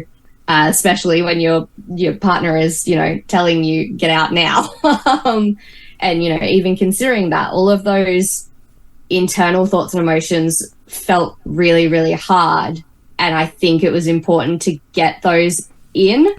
And then I didn't really think about how honest it was going to be until it had been accepted for publication. And we were looking at, it was actually going to go out into the world. And that's when, I had a discussion with the publisher and the editors about, what stays and what goes kind of thing, because as much as I'm a completely open book, and I'm probably too honest with a lot of things for a lot of people, I obviously recognize that it's not only my story, it's my partner's story, it's his family story, it's my family story, and that I didn't want them to feel like they were being represented, if that makes sense. So it was still very honest and personal for me, and I think very honest and personal for my partner because he's very chill. But, I was very protective of, all of the scenes are fictional because that's not what my partner's family or my family are like, kind of thing. Mm. So it was a delicate dance, you could say. Yeah, I think so. Yeah. Well, I think you bring up a really good point there about the fact that it was quite close to the lived experience, that maybe looking back now you may have filtered things a little bit. But obviously it's probably the best that it wasn't filtered. And Yeah. I think, that honesty can be so beneficial to so many people. I know for myself, speaking from my own experience, I went through a period there of a couple of years where there was just a lot of grief, a lot of loss, and there are thoughts, emotions, behaviours, just elements to that process when it kind of just shocks your world a little bit that really caught me by surprise. And, when you have particular thoughts that are just sort of, they seem to come out of nowhere, and some of those thoughts come with a lot of guilt or a lot of frustration, or they can trigger a lot of anger. There's just so many different, colours on that palette. And, when I started reading about, similar things, people who have stories that crisscrossed or had similar, aspects to the story that I was going through at that time, just to read that somebody else was going through, found themselves having similar thoughts and were just as shocked at those thoughts, or found themselves, behaving in certain ways and were just as surprised or shocked. And then to see that happening was such a huge relief. Yeah. Because it took away a lot of the guilt and made me realise that I was being swept away, or should I say swept upon, a river of emotions and repercussions that a lot of that was beyond my control, and that I would, the river would take me somewhere, hopefully, land me somewhere nice, but just to accept that journey is going to go through some rapids and whatnot.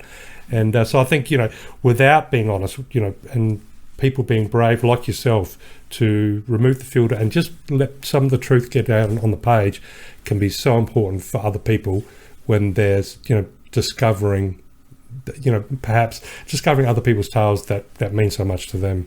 Yeah, well, seeing those emotions and those thoughts in a book, like if I was able to access something like that during that time, I think that there would have been, I would have had a lot more compassion for myself. I was really, really hard on myself for almost all of that time. And I think, it's so human to have such a weird mix and scope of emotions, especially, in moments of stress and adversity and challenge and things like that, that it's silly to hide them, because it's just honest. And it would have meant so much to me to have someone be like, yeah, you thought that crappy thing, that sucks, but I thought it too, and it's okay. And kind of to, I don't know, validate's not the right word, but it's the kind of the vibe I'm going for, of like, feel that recognition of I wasn't alone, and I'm not a terrible person, and I'm not like the first person ever to think these things. It would have gone a long way in, me feeling better about myself during that time. We learn a lot about ourselves, when we go through certain experiences, each of us in our own individual way.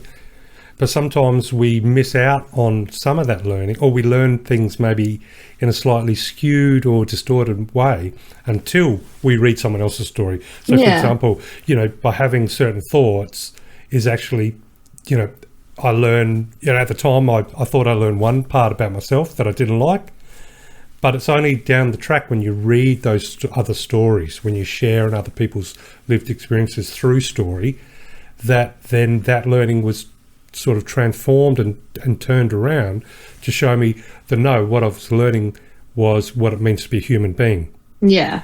And then that puts it in a new perspective. So, it's a very interesting sort of way to go about it. And but if it wasn't for the power of story, I think we can sometimes, we've got half the learning there. We need to finish it off by putting it in perspective, and that's what great story does. But I've got a couple of fun questions, but before we jump into the fun questions, because obviously we're reflecting on quite, important subjects.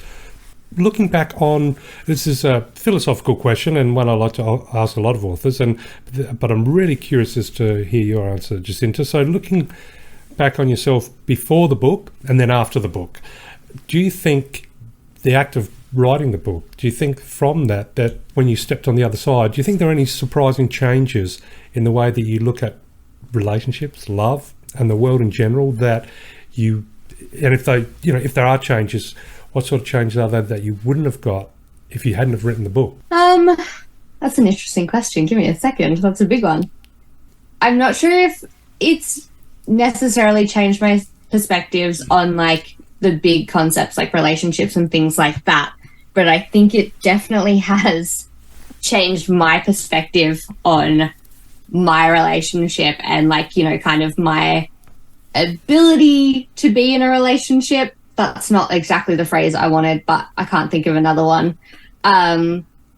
Where I think maybe I definitely have commitment issues, also just putting it out there. But I think prior to the book and this experience and things like that and putting it out into the world, I didn't think of, you know, relationships in like big terms and things like that. It was like a thing that you did, but like I didn't imagine that it would be like forever or whatever.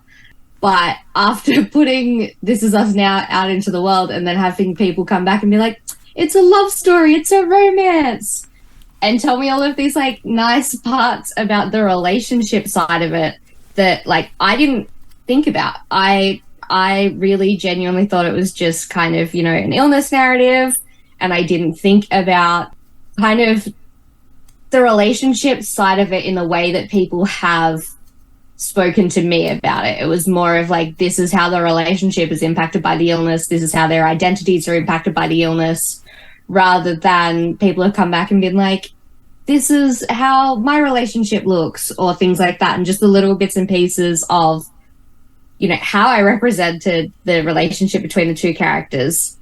It wasn't necessarily what I expected, so I think maybe it's, you know, that feedback is what's changed my thoughts and opinions on it more, because it's meant that I've now looked back at my own writing with a different view and been like, oh, I see that, and I see the little things that I've included that are very special to me, you know, that I get it now, in terms of it being a love story and stuff. And now I have this nice little thing that captures kind of like our relationship and my love for my partner and things like that. So I don't even know if that answers your question. I think I just went on some weird, confusing tangent. No, not at all, because what it does sound like to me is that there is a, well, for want of a better word, a super romantic Jacinta that emerged from writing the book. Like maybe accidentally, yeah. Maybe accidentally.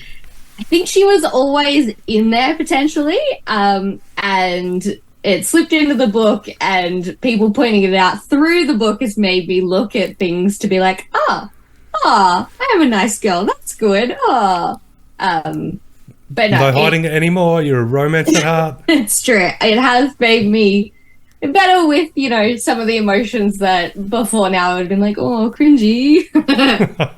Well, I promised a few fun questions. So, Jacinta, Master of Creative Writing, you got a Bachelor of Arts in English and Literature. When did the writing bug bite? Not really sure. I'm so jealous of people who have an answer when they're like, oh, I wrote this. I remember, like, I did a lot of those. Some of my favorite activities at school were the, like, you went on an excursion and then you wrote a picture book about your excursion and things like that. So I think I can't pinpoint, like, I was 6 years old and I wrote this. It's always just been a thing of, like, I was always a huge reader. So there's 4 years between me and my siblings. So I had, like, a couple of years by myself, you know, and Mum always talks about how I would just entertain myself and I would be happy in books and, you know, making up my own worlds and things like that. And then that, I think it was just a natural progression through school of, you know, they gave me those opportunities to make those little picture books and things like that. And then in high school, you know, obviously the short stories and the essays on books and things like that. And I'd always been a huge reader.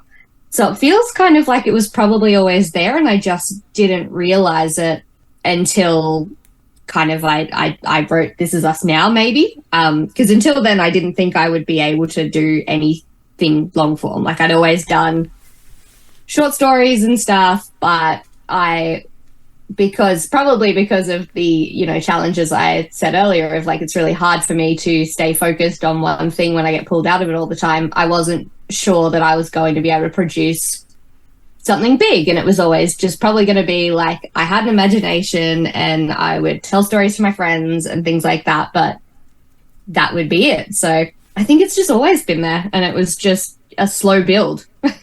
Well, nice. And I think, for a lot of people who find themselves just being guided by a world of writing and reading and literature, it's a question, I guess, sometimes it can be like, when did the flood start? I mean, which raindrop was the one that sort of began the pitter-patter, that began the downpour, that became the deluge, that became the flood, that became the river. But no matter what, the good thing, of course, is that you did step into it. You said you were a vivacious reader. Did you gobble up any and all books, or was there a particular style that you hunted down? Pretty much everything. Lovely.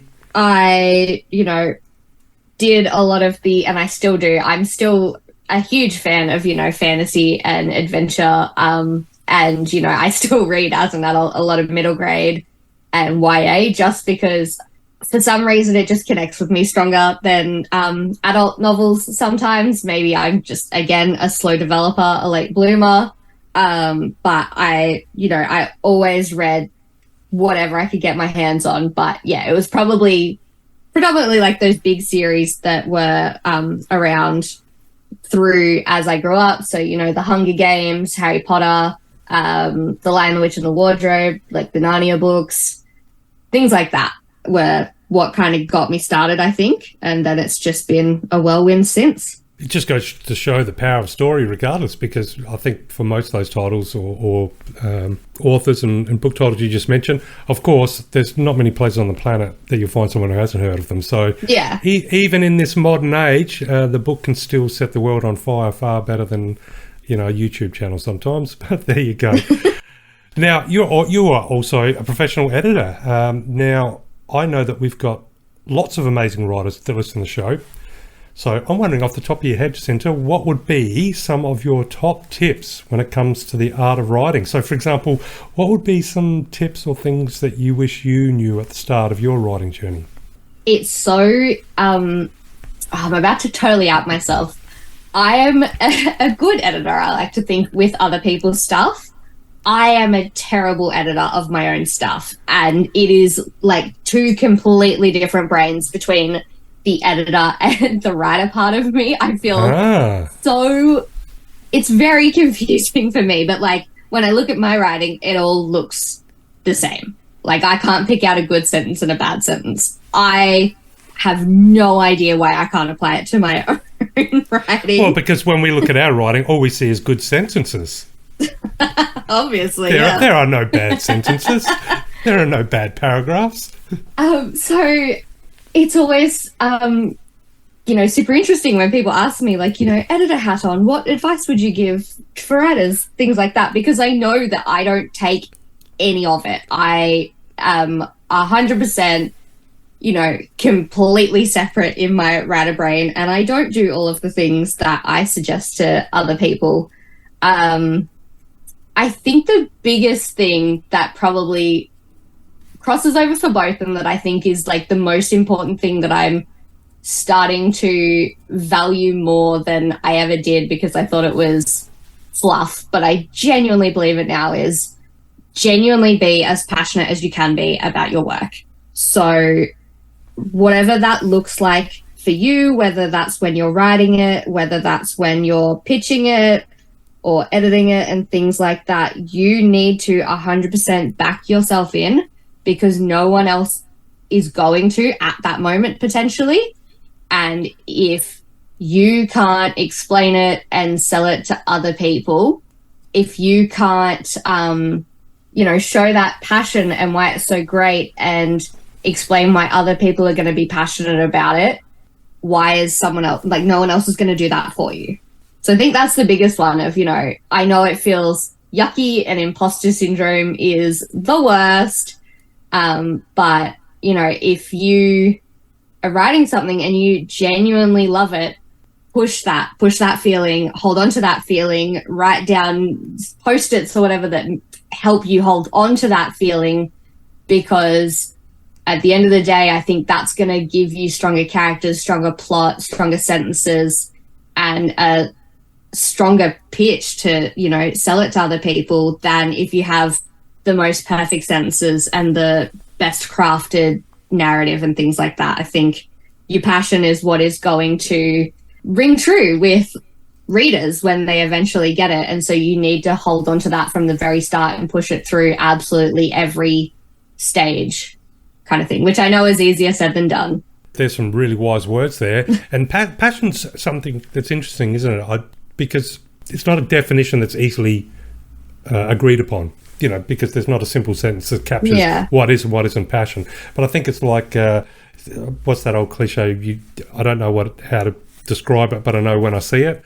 And I think, you know, passion in writing falls along those lines. Yeah. You know, the passion will come through the writing. I think, well, even if we don't read a lot, or whether you read, you know, every day and every minute you can, either way, I think we all have the ability, when we read something, if there's passion in that writing, we'll recognise it.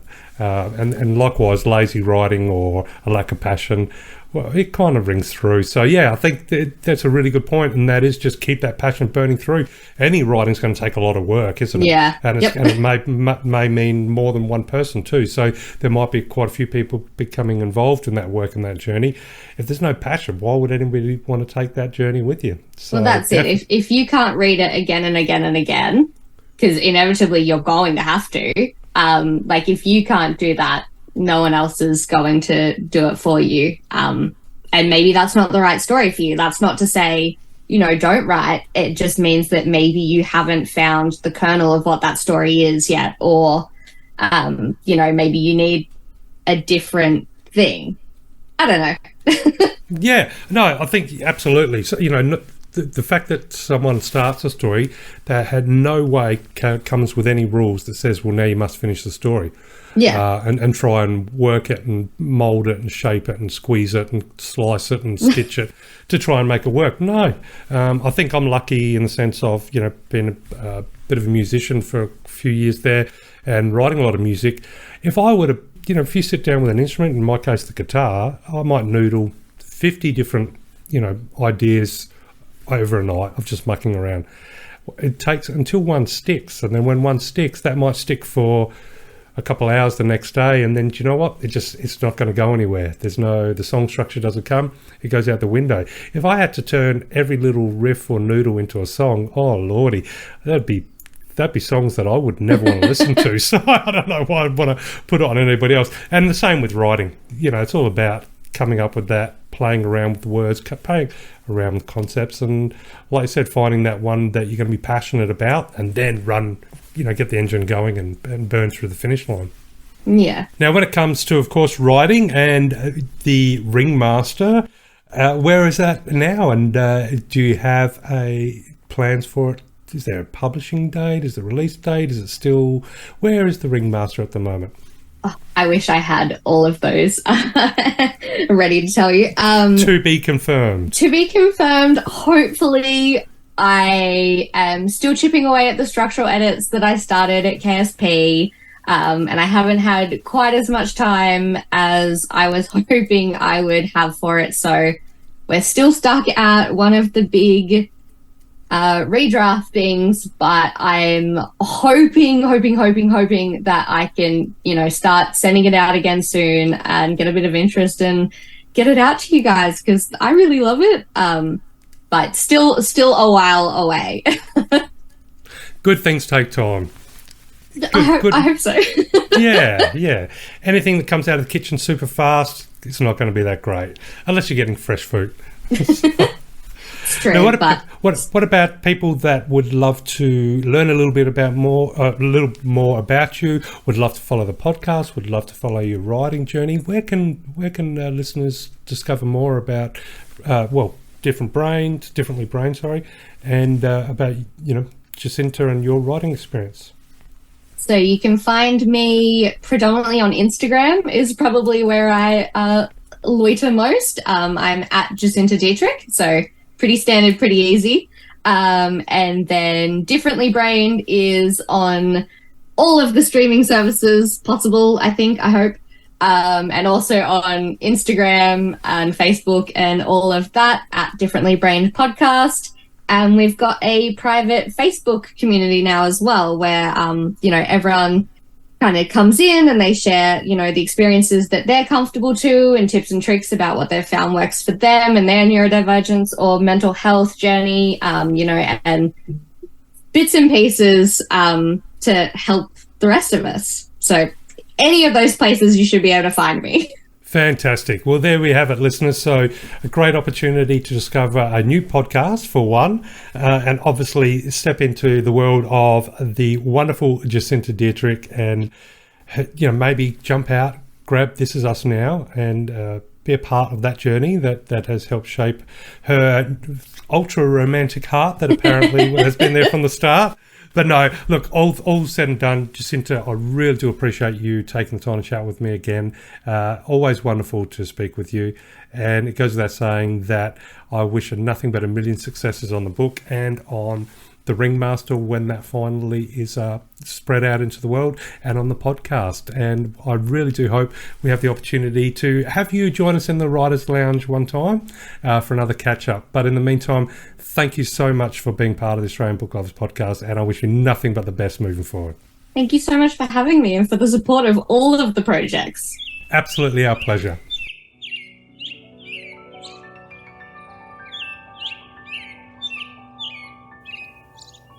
We sit in the middle of Carlton Gardens. The Royal Exhibition Building looms above us, the sky blue and cloudless behind it. I can hear rushing cars, rushing trams, rushing water from the fountain. Everything moving around us. I'd normally be rushing with the rest of it, working, studying, hustling, speeding through my day. It's nice to be slow for a change. Theo unpacks a feast, chunks of feta, slices of bread, sun-dried tomatoes, olives, salami. My mouth salivates. He looks at me. His eyes are swirls of brown and gold and full of affection. Normally it makes me uncomfortable, the adoration in his eyes, all his love blasting in a wave that crashes over me. But today it's special. Today I feel that special. I lean across and kiss him. His lips are soft. He tastes like warm black coffee. Happy anniversary, I say. His eyes crinkle when he smiles. 1 year from a Tinder swipe, he says. Not bad. Not bad at all. I chew on an olive and press it smooth and salty against my tongue. He's still looking at me with those gooey eyes. I open my mouth and show him what remains of the olive. Delightful, he says and laughs. You think we've got another year in us? I ask.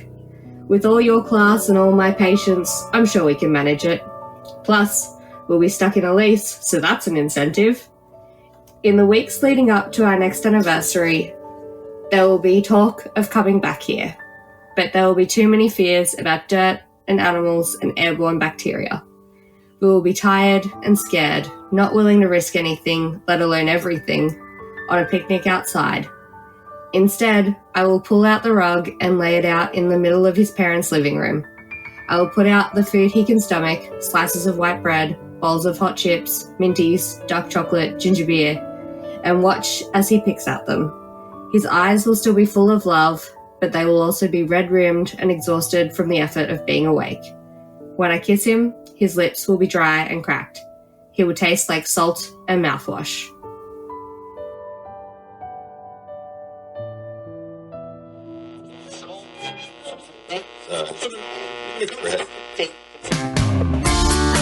Hello, I'm Lachlan. And I'm Jacinta. We host Differently Brained, the podcast where no brain is the same. Differently Brained is a fortnightly Own Voices podcast where we interview a neurodiverse guest or a guest who has lived experience with mental health challenges. You can find us on all good streaming services as well as on Instagram, Facebook and Twitter.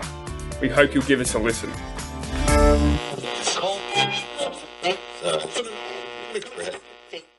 So thank you to Jacinta Dietrich for a fabulous and heartfelt interview, which brings up so many great thoughts. What about you, Darren? What did you most enjoy, I guess, from the interview? Yeah, I mean, obviously the whole interview was enjoyable, and Jacinta, thank you so much for being such a superstar and being on the show.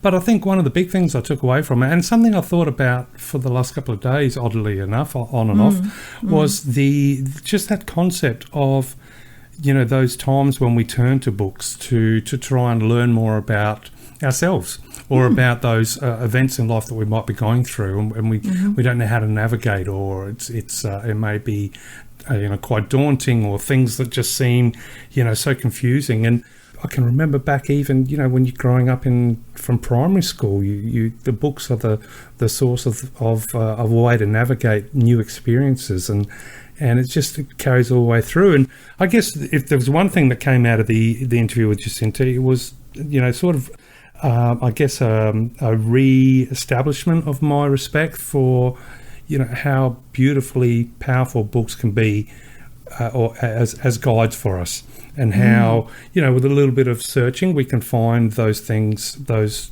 stories written by people that have gone through experiences that we might be just beginning to go through, and it really does help. I mean, obviously Jacinta talks about how she didn't find a particular story that represented that particular circumstance that she found herself in, and that led to the writing of This Is Us Now. But also there's just so much out there that can help us moving forward, and I'm just thankful that a lot of times in my life I know I've reached out and found books that have reinforced, I guess, some things in life, or helped me understand certain things that I was going through, helped me appreciate the feelings that I was having, and also helped me, for want of a better word, grow as a person in the right direction. So what about yourself, Veronica? Has there been standout books, or just those times in your life where you weren't sure of what was happening, and the terrain had become off the map, and you needed a torch to sort of shine through the darkness, and were books there for you to help you navigate those strange lands? Wow, those strange lands, yeah. In some ways, I guess a little bit about, the book you mentioned in the Reader's Café, Jessica Rebel's book. As most of the listeners will know that I have written a memoir, and that's right.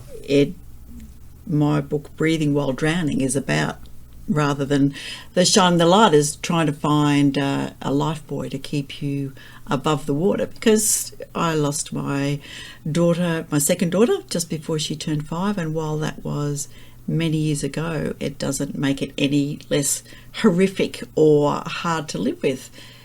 There are ways that I keep it in the background, and some days you're absolutely fine, but other days you feel like you're stepping in the puddle and you're barely keeping your head above water, and things that trigger you as well. So for me, grief was a 20-year journey through horror, and I struggled hard for that amount of time to try and bring that joy, and to let any of that vulnerability be there, be courageous enough to share it with more than with a couple of really close friends. And writing the books, as Jacinta has done, about her feelings and putting those vulnerable thoughts out there, and it even reminds me of people saying, I wanted to see myself as gay, or as neurodivergent, or as whatever that might be, as an Indigenous person in books. And for me, there was not enough about grief, about the honesty of how hard grief was. There was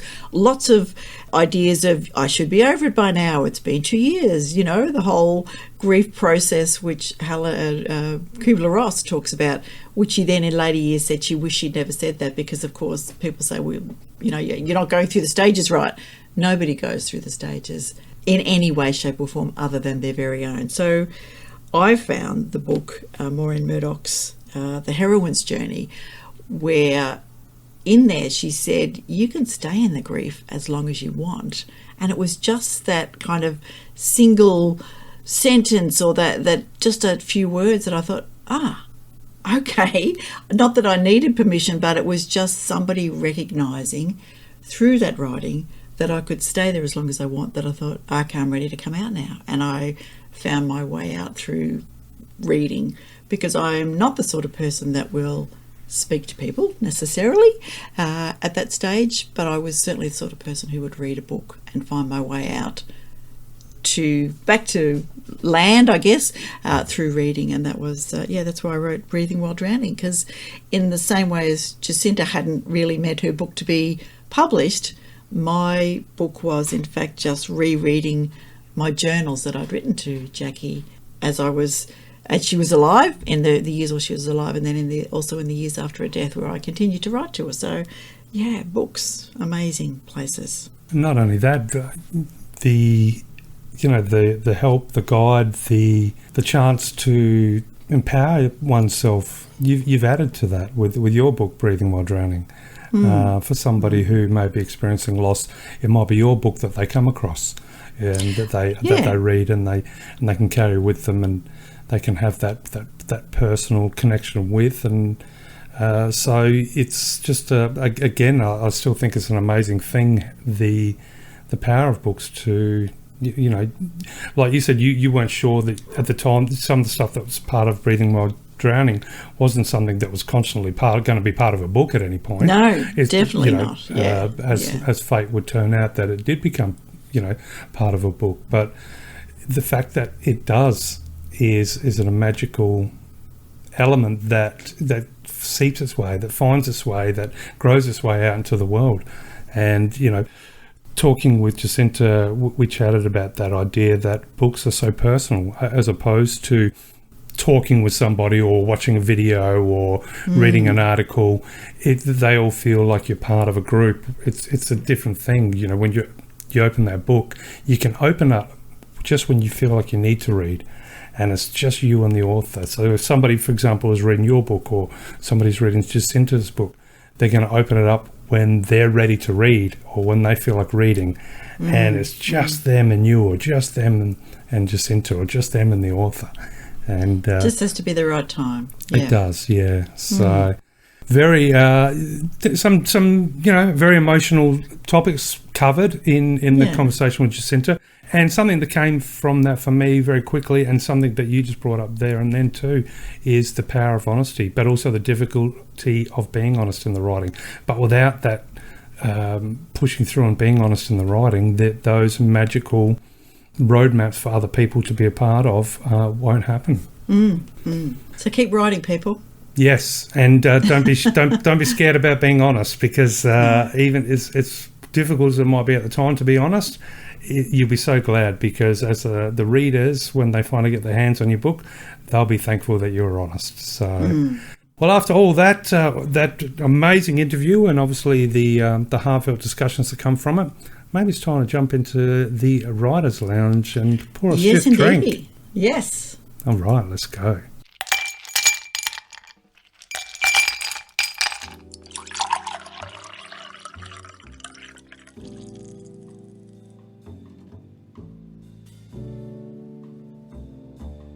Okay, in the Writers' Lounge, a little bit of a different one today, but I'll start by saying, well, speaking of different, my Writers' Lounge is different. I've decided it is a bar in my little cinema room.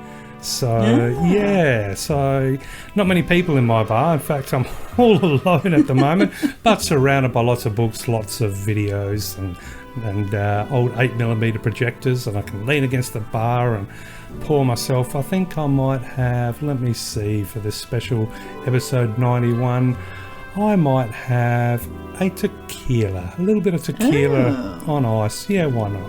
Very good. All right. Well, I'm going to go completely different, because I saw that the Peregrine Falcon cameras have gone up in Melbourne, as you know, at the top of Collins Street there. Every year they've been there for, I can't remember how many years, but they put the cameras on, the birds come back, they feather their nest, they lay their eggs, they look after their babies, and then off they go. And I think they put them up from August until, I can't remember now whether it's August or February. Anyway, if you type in Collins Street Peregrines, that's there. So my cafe is up high, and because I was looking at the view that the Peregrines had over Melbourne, I thought, I'm going to have it up high in a kind of a wine bar, and I'm going to have a drink that I had that my niece introduced me to, which is a Shiraz gin, so a 4 Pillars Shiraz gin with a squeeze of lemon and over ice with soda water. Oh, that does sound pretty exotic. It's really exotic, because the Shiraz gin, you go, oh, is that a good thing? Yeah, it is a really good thing. It has its own particular flavour. So there you go. Now, in the Writers' Lounge, we are doing something a little bit different. No guests, just us today. Yeah, I thought it might be fun for just you and I to talk about what writing we're doing and all the cool things. Because, we are both, believe it or not. Believe it or not, we're writers, and we probably don't attend to our writing as much as we should. So perhaps this public sharing of our writing might make us kick on and get ourselves together. That's right, yeah. So how's your writing going, Veronica? What have you been doing? Well, what I've been doing, and I may have mentioned this a little bit, is that I'm doing a Write Your Novel course with the Australian Writers Centre, and so there's groups of 16 people. I think we're down to 14 people, unfortunately. And what I've been writing is a book called Animoid. And let me just get up my synopsis here, which has completely changed. Now, I am an absolute pantser. One of the Auswrites prompts for July was, what's your writing process? And both Laurie Bell and I said, Laurie's answer was, there's a process. So she's an absolute pantser as well. So my idea is I just get this thing in my head. Usually it's the main character says, how about this idea? And that starts to unflow. So I say that because normally I would just pour out Animoid, which is about a human echidna hybrid based in space. It's all about the mother finding her daughter, which has been stolen by one of the big bad human corporations. There's only a few humans left. They're not nice people. They've been experimenting on animals and hybrids and, running the shots. And now, the hybrids are about to get back at them, basically, and she goes to find her daughter. A lot of terrible things happen. I'm up to 77,000 words as of this morning, so I've probably got either 3,000 or 13,000 words to go to be kind of a rough zero draft. But I talked about the course because normally I would, as I say, just pour it out, but the course is also trying to give us information on the 3-act structure, how to plan your work, and so for people who are plotters, it's giving it lots of great information on thinking about your characters and thinking about your midpoints and your turning points and all of these kind of things. But for me, it's just been dreadfully hard to try and put that out the back of my mind and just let the story come out, because you've also got to share some of your words with other people in your group, and that's also tricky because not many of them are sci-fi readers, and for me it's tricky trying to give feedback on romance or historical fiction, again, which is not something that I read, and to try and just do it as a reader and see, where I think there are great bits of writing, because some people are amazing writers, their styles are so different. So yeah, that's kind of where I'm up to in my writing, doing Animoid, pouring out draft 0. The first question I have, of course, is what? I love the title, Aminoid. Yeah, Animoid. Yeah. That's awesome. But I'm wondering the inspiration. Where did you get the idea of a human echidna hybrid? Yeah, well, as I say, the character just came into my brain. So Yanni is a 63-year-old echidna human hybrid. Gee, that's not anything to do with life at all. But yeah, she's a bit cranky. Also not anything to do with real life. And she just came into my brain and said, you need to write this. Look, I love echidnas. They're probably my favourite Australian animal. And I love their braininess. I think I was reading also Sand Talk by Johnson Yunker Porter, and he was talking about how echidnas' brains are bigger than normal. They are one of the smartest, animals out there. And I just said, oh yeah, a really smart echidna. Wouldn't it be good if they could just tell humans? And then it was kind of, well, away you go. And it was like, yeah, this person's a bit cranky. She's been running her own show, and now she's just got to be forced to reckon with some reflections on some things that happened when she was younger. And yeah, so there you go. How about that? And are we talking deadly quills or some sort of... Oh yeah, she's got spurs. And while originally they had poison in them, echidnas, in actual fact, modern day echidnas, in inverted, talking points, they have spurs but no poison, whereas platypus, they do still have poison. But I'm using a little bit of literary license and giving her poison because there might be some not so pure things happening in her DNA. So there you go. So yes, she does have the spurs. She has quills, but it's more, in my mind, it's more, it's across her head and down her back, and a little bit more like a punk look Her face is furred. She's got a snout. She's got really strong sense of smell, which echidnas do. Echidnas can also sense electrical impulses because that's how they find their eyesight's not great. So yeah, all of those things I'm trying to weave into the way she acts and the way she works with her puggles, of course, as we know. Baby echidnas are puggles, and yeah. It's making me think of a classic horror tagline, but I'll rephrase it for this one. What's the name of the Yanni. hybrid? Yanni? Yarn, yeah. So Yanni is here to eat ants and seek revenge. Yes. And she's all out of ants. Nice, I like that. Yeah. Oh, stole it. Yeah, that's like I said, from an old 80s horror movie. There you go. So yes, she is going on this adventure into space, and I'm thinking, how can I get a spacesuit on an echidna that's got quills? But anyway, it's working. Beautiful. Well, yes. What are you working on? Well, I'm actually doing a little bit of study myself as well, squeezing it in between everywhere I can.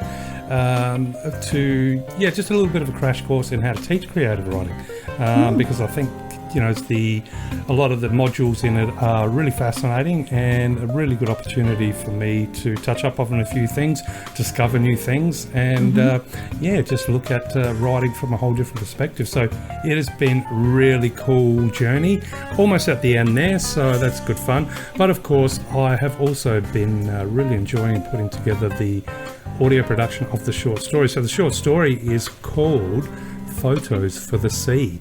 Now, I'd call it a horror, but at the same time, it's not your classic horror. You could also say it's a drama, a thriller. Well, I'll leave it up to everybody else's imagination or what they might want to perceive it as. But yeah, so I have been really enjoying putting together the audio production, and it's definitely taught me a lot about my own writing, even though it's the short story. Obviously, I'm still working on Godless, the sequel to Hallucigenia project. But by really, I guess by recording my own, audio for the reading of the short story, and then by putting it together, I'm listening to it over and over and over again, putting all the sounds and stuff. But wow, what a crash course in the difference between reading something and as in reading it like you're reading a book, or vocalizing it, and then it's given me a unique perspective on the style of word choice that I use, and and how it reads in my head when I'm writing it is one thing, and of course I've discovered how it reads when I'm trying to vocalize it is a whole other ball game. I've also discovered that I'm very far from any good when it comes to doing reading in some sort of character voice or anything like that, but it's a learning process. So that production is finished, and it will be coming up very shortly as its own standalone little special, because it goes for about 40 something minutes. But hopefully the production will also be an invitation for other authors out there of short stories to maybe look at getting a bit of a production done. And of course, it goes without saying, on the website, the short stories is there for all authors, and poetry. So if you've written any short stories, or you'd like to write short stories, or you've written any poetry, or you'd like to write some poetry, jump on, put your submission in, and we'll definitely pop it on there. And of course, include the links to wherever readers can discover your work, because once they've finished reading your short story or poetry, they have the ability to click a button and be whisked away to wherever you'd like to take them, whether it be your website, your Instagram, your Facebook, your Twitter, wherever it might be. But so it's been a bit of a crash course for me on a number of fronts there, and quite happy to finish the production, and now I can get back to finishing the sequel, of course. So yes, but it's also been, it's been really cool, because we've talked to between the two of us, we've talked to so many cool authors over the last couple of months, and definitely had the opportunity to drill down in so many different facets of writing.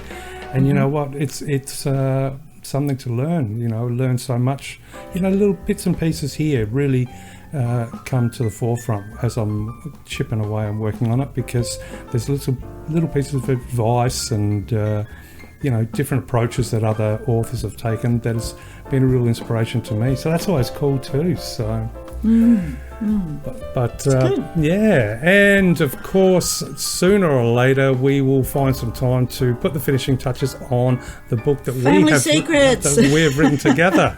So that is for a writer's lounge down the track. But it is. And talking about sequels, I also need to finish the editing of Soul Stuff, which is a sequel to Ochre Dragon. So yeah, we've got a bit of work to do. Yeah, Darren. lots. There are not enough hours in the day because people. No. And I know you spend many hours doing editing, and I'm doing researching and editing and promoting of our authors on Australian Book Lovers. Yes, patience is a virtue. Our book will be done, but the Veronica and Darren authored book will be coming out at some point. But I thought it was fun to just for yourself and myself to enjoy a stiff drink in the writer's lounge, and yeah, maybe this is the little spark and a little bit of motivation we need to jump to it and get a few things finished on our other side of the coin, shall we say? And, Indeed, get some things Hubby done. didn't win the Powerball on the weekend, so if he could do that for me, then I wouldn't have to go to work. Neither would he.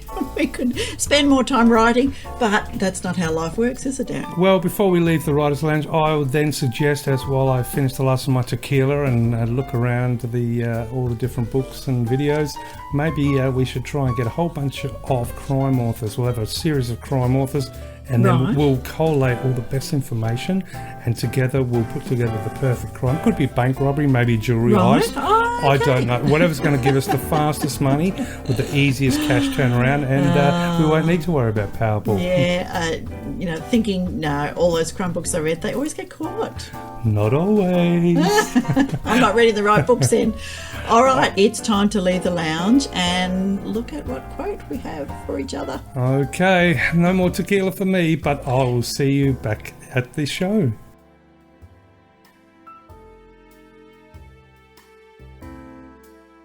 So the quote I have for you today is one I've used before, but it is one of my favourites. And Beck Langham, who is one of the authors of Oz Writes, reposted it. Well, she didn't repost it. She posted it on Twitter. And I thought, you know what?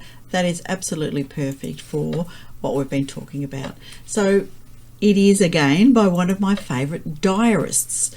So Anais Nin was, actually, her name is Angela Anais Juana Antolina Rosa Eldemira Nini Kulmel. Was a French-born American diarist, essayist, novelist, and writer of short stories and erotica. Now, she was born to Cuban parents in France, hence all of her beautiful names. And she was the daughter of the composer Joachim Nin and the classically trained singer Rosa Culmel.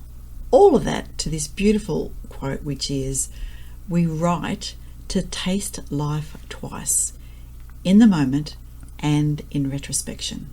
That is cool. That's very interesting. Isn't that cool? Yeah. It is, and I figure it's perfect for, after Jacinta's book and, me talking about breathing while drowning and all of those kind of things. Yeah, we write to taste life twice, in the moment and in retrospection. And even, you're talking about you and Yuki looking at the sunset. There's the moment, and then there's thinking about the moment, and writers try and put that into words. So, yeah.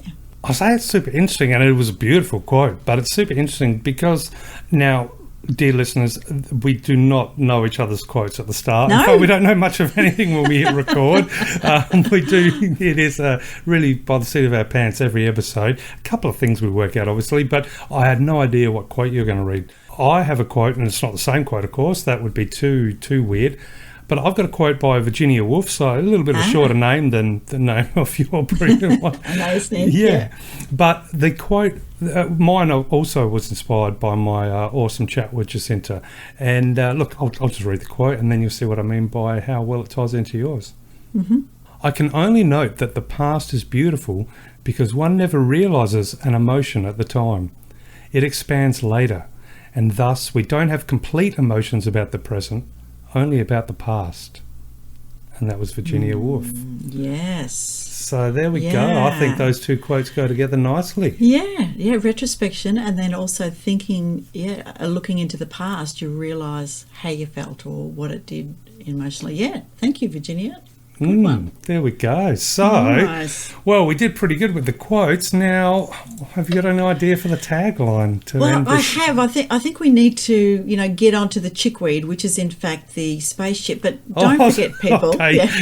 I was thinking, oh, wow, okay, well, all right, Veronica, break it out. No, not onto the chickweed. No. So don't forget, everybody who listened, if you enjoy this, please give us some feedback and talk to us on Twitter or Instagram or Threads. We're on LinkedIn or on YouTube as well. You can listen to us on all good podcasting platforms. Leave us some stars or some feedback on your favourite platform. And did you know that you can also share the love and support us with a couple of dollars a month or just a one-off? And that's the little heart that's on the podcast page. Authors, poets, short story writers, get your stories in, list your books with us. As you hear, we spotlight, we do all of those kind of things, and when we can, we try and promote you as well, your books on the platforms as well. So, and merchandise. I am today wearing my sci-fi platypus with the cyber eye, which I just love. So thank you to Steve who did that. But if you want some merchandise, jump on, pick your favourite genre as a reader or author, or just the logo if you like, and you can buy it in a whole range of things, or have a check out our merchandise page and see what sort of things you can do. Well, I always wear my kangaroo horror author t-shirt. That's kind of like my gym t-shirt, so it works out well. No one comes and talks to me, so It is a bit off-putting, the kangaroo with the chainsaw. I like mask. Yeah, no, we do love our mascot. So yeah, please feel free to support us with those, and those couple of dollars will go a very long way for us poor starving writers. Now, the chickweed is a kind of a mishmash of, it's a merchant freighter. It's a little bit old, it's a little bit battered, but you can imagine it is crewed by hybrids and got some really interesting clanks and twangs going on. But yeah, let's imagine that we are on the spaceship, Darren, and Yanni is saying to the younger crew that is really important to remember to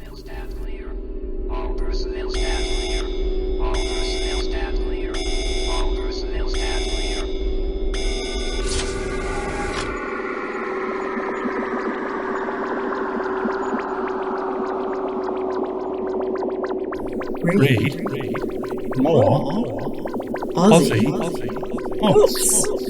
You young whippersnappers. Mind you, she would swear at them, but I'm not going to swear on the podcast, but she does a lot of swearing. Well, I thought the podcast was going into proper adult territory when you said let's break out the chickweed. I thought, well, I better shut the curtain and light that incense and make sure the doors are locked. No, it's the name of the spaceship. Of course. There you go. So thank you, everybody. Hope you've enjoyed the episode. Stay tuned for a fabulous book review. And from me, bye for now. And thank you, everybody, for joining us for episode 91. Can't wait to be a part of the next episode with you all. In the meantime, keep writing, keep reading, and take care. Bye for now.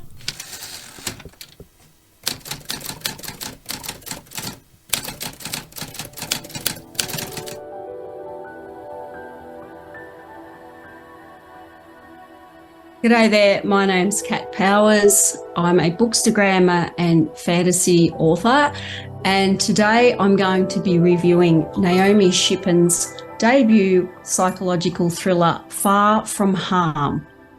I'm going to read the blurb from the publisher, and then I'll get into talking about the characters, the plot, the writing style, and what I really liked, and a couple of things that didn't quite work for me in the novel. After receiving a substantial inheritance, 37-year-old aspiring writer Teresa moves to the high country of Victoria, Australia, to finally write the novel she's always planned. Here she meets and marries Rick Goodman, a former TV star and local entrepreneur. More than a decade her senior, Rick is charming and successful, and the most lovingly attentive partner Teresa has ever had. He encourages her dreams to write a novel and rekindles her long-forgotten desire to have a child. Life on their idyllic alpine property is bliss until Rick gets a text message from his ex-wife Anita, the glamorous daughter of a wealthy TV producer. Rick tells Teresa that Anita has run off overseas with a new boyfriend and they must care for his teenage daughter, Chloe. While her efforts to bond with her bewildered and resentful stepdaughter fall flat, Teresa is overjoyed when she falls pregnant. But as the months go by with no word from Anita, Teresa's search for answers leads her to the women in Rick's past, and she must uncover the truth about their lives in time to save herself and her unborn child. I found the writing style quite crisp and clear, and the chapters are very short and it's a very quick read. So I thought I'd talk about the characters to begin the review, and I'll talk about Rick first. Rick is a textbook narcissistic sociopath who very quickly worms his way into Teresa's life by first meeting her in his cafe and then love bombing her. He very quickly marries her and has her come to live on his property, which I'll return to a little bit later. Very soon after they're married, Chloe, his teenage daughter, who's only 13, comes along to live with them as well. I found Rick, I never knew quite whether Rick loved Teresa or not. In fact, the character of Rick came across very much as a misogynist, and I found it very difficult to even know whether he loved any of his previous relationships, including his previous wife, or indeed whether he really loved Chloe, his daughter, all that much.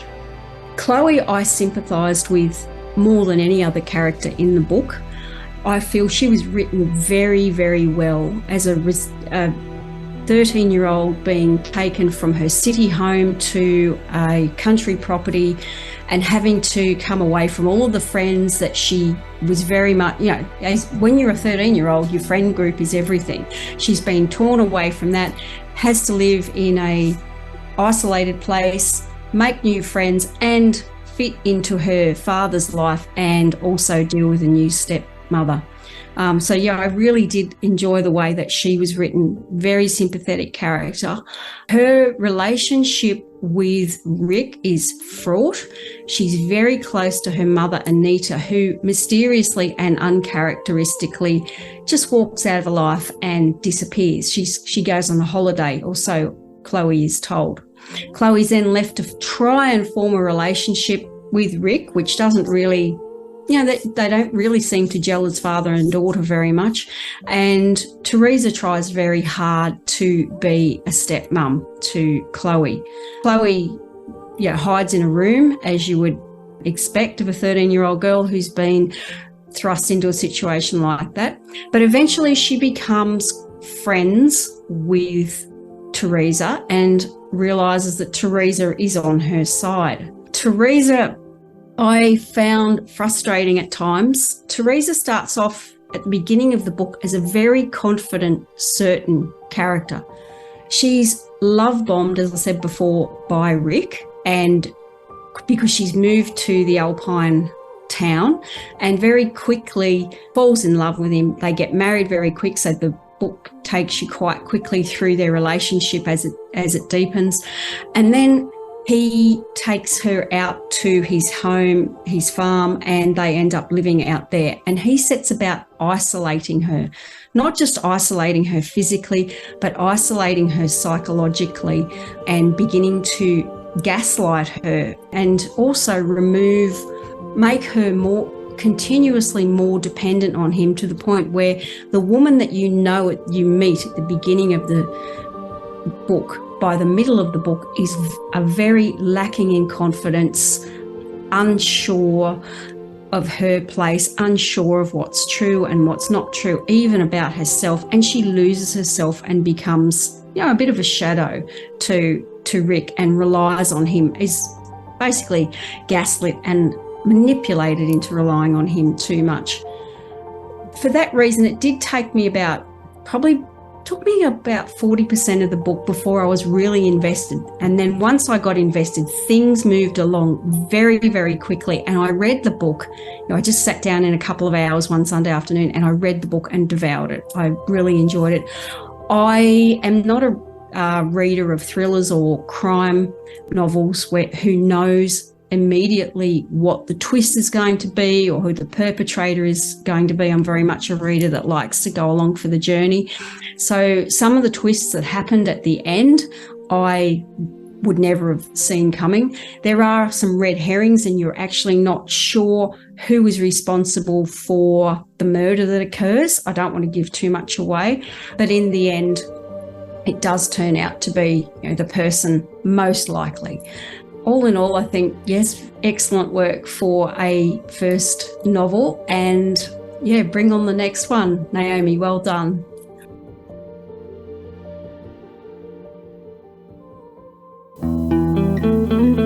Let's meet again. Where magic happens.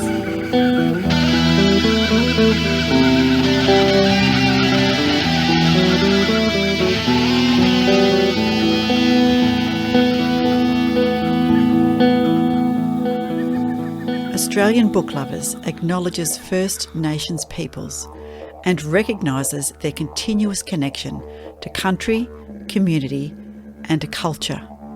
We pay our respects to elders past, present and emerging, and honour the sharing of traditional stories passed down through generations.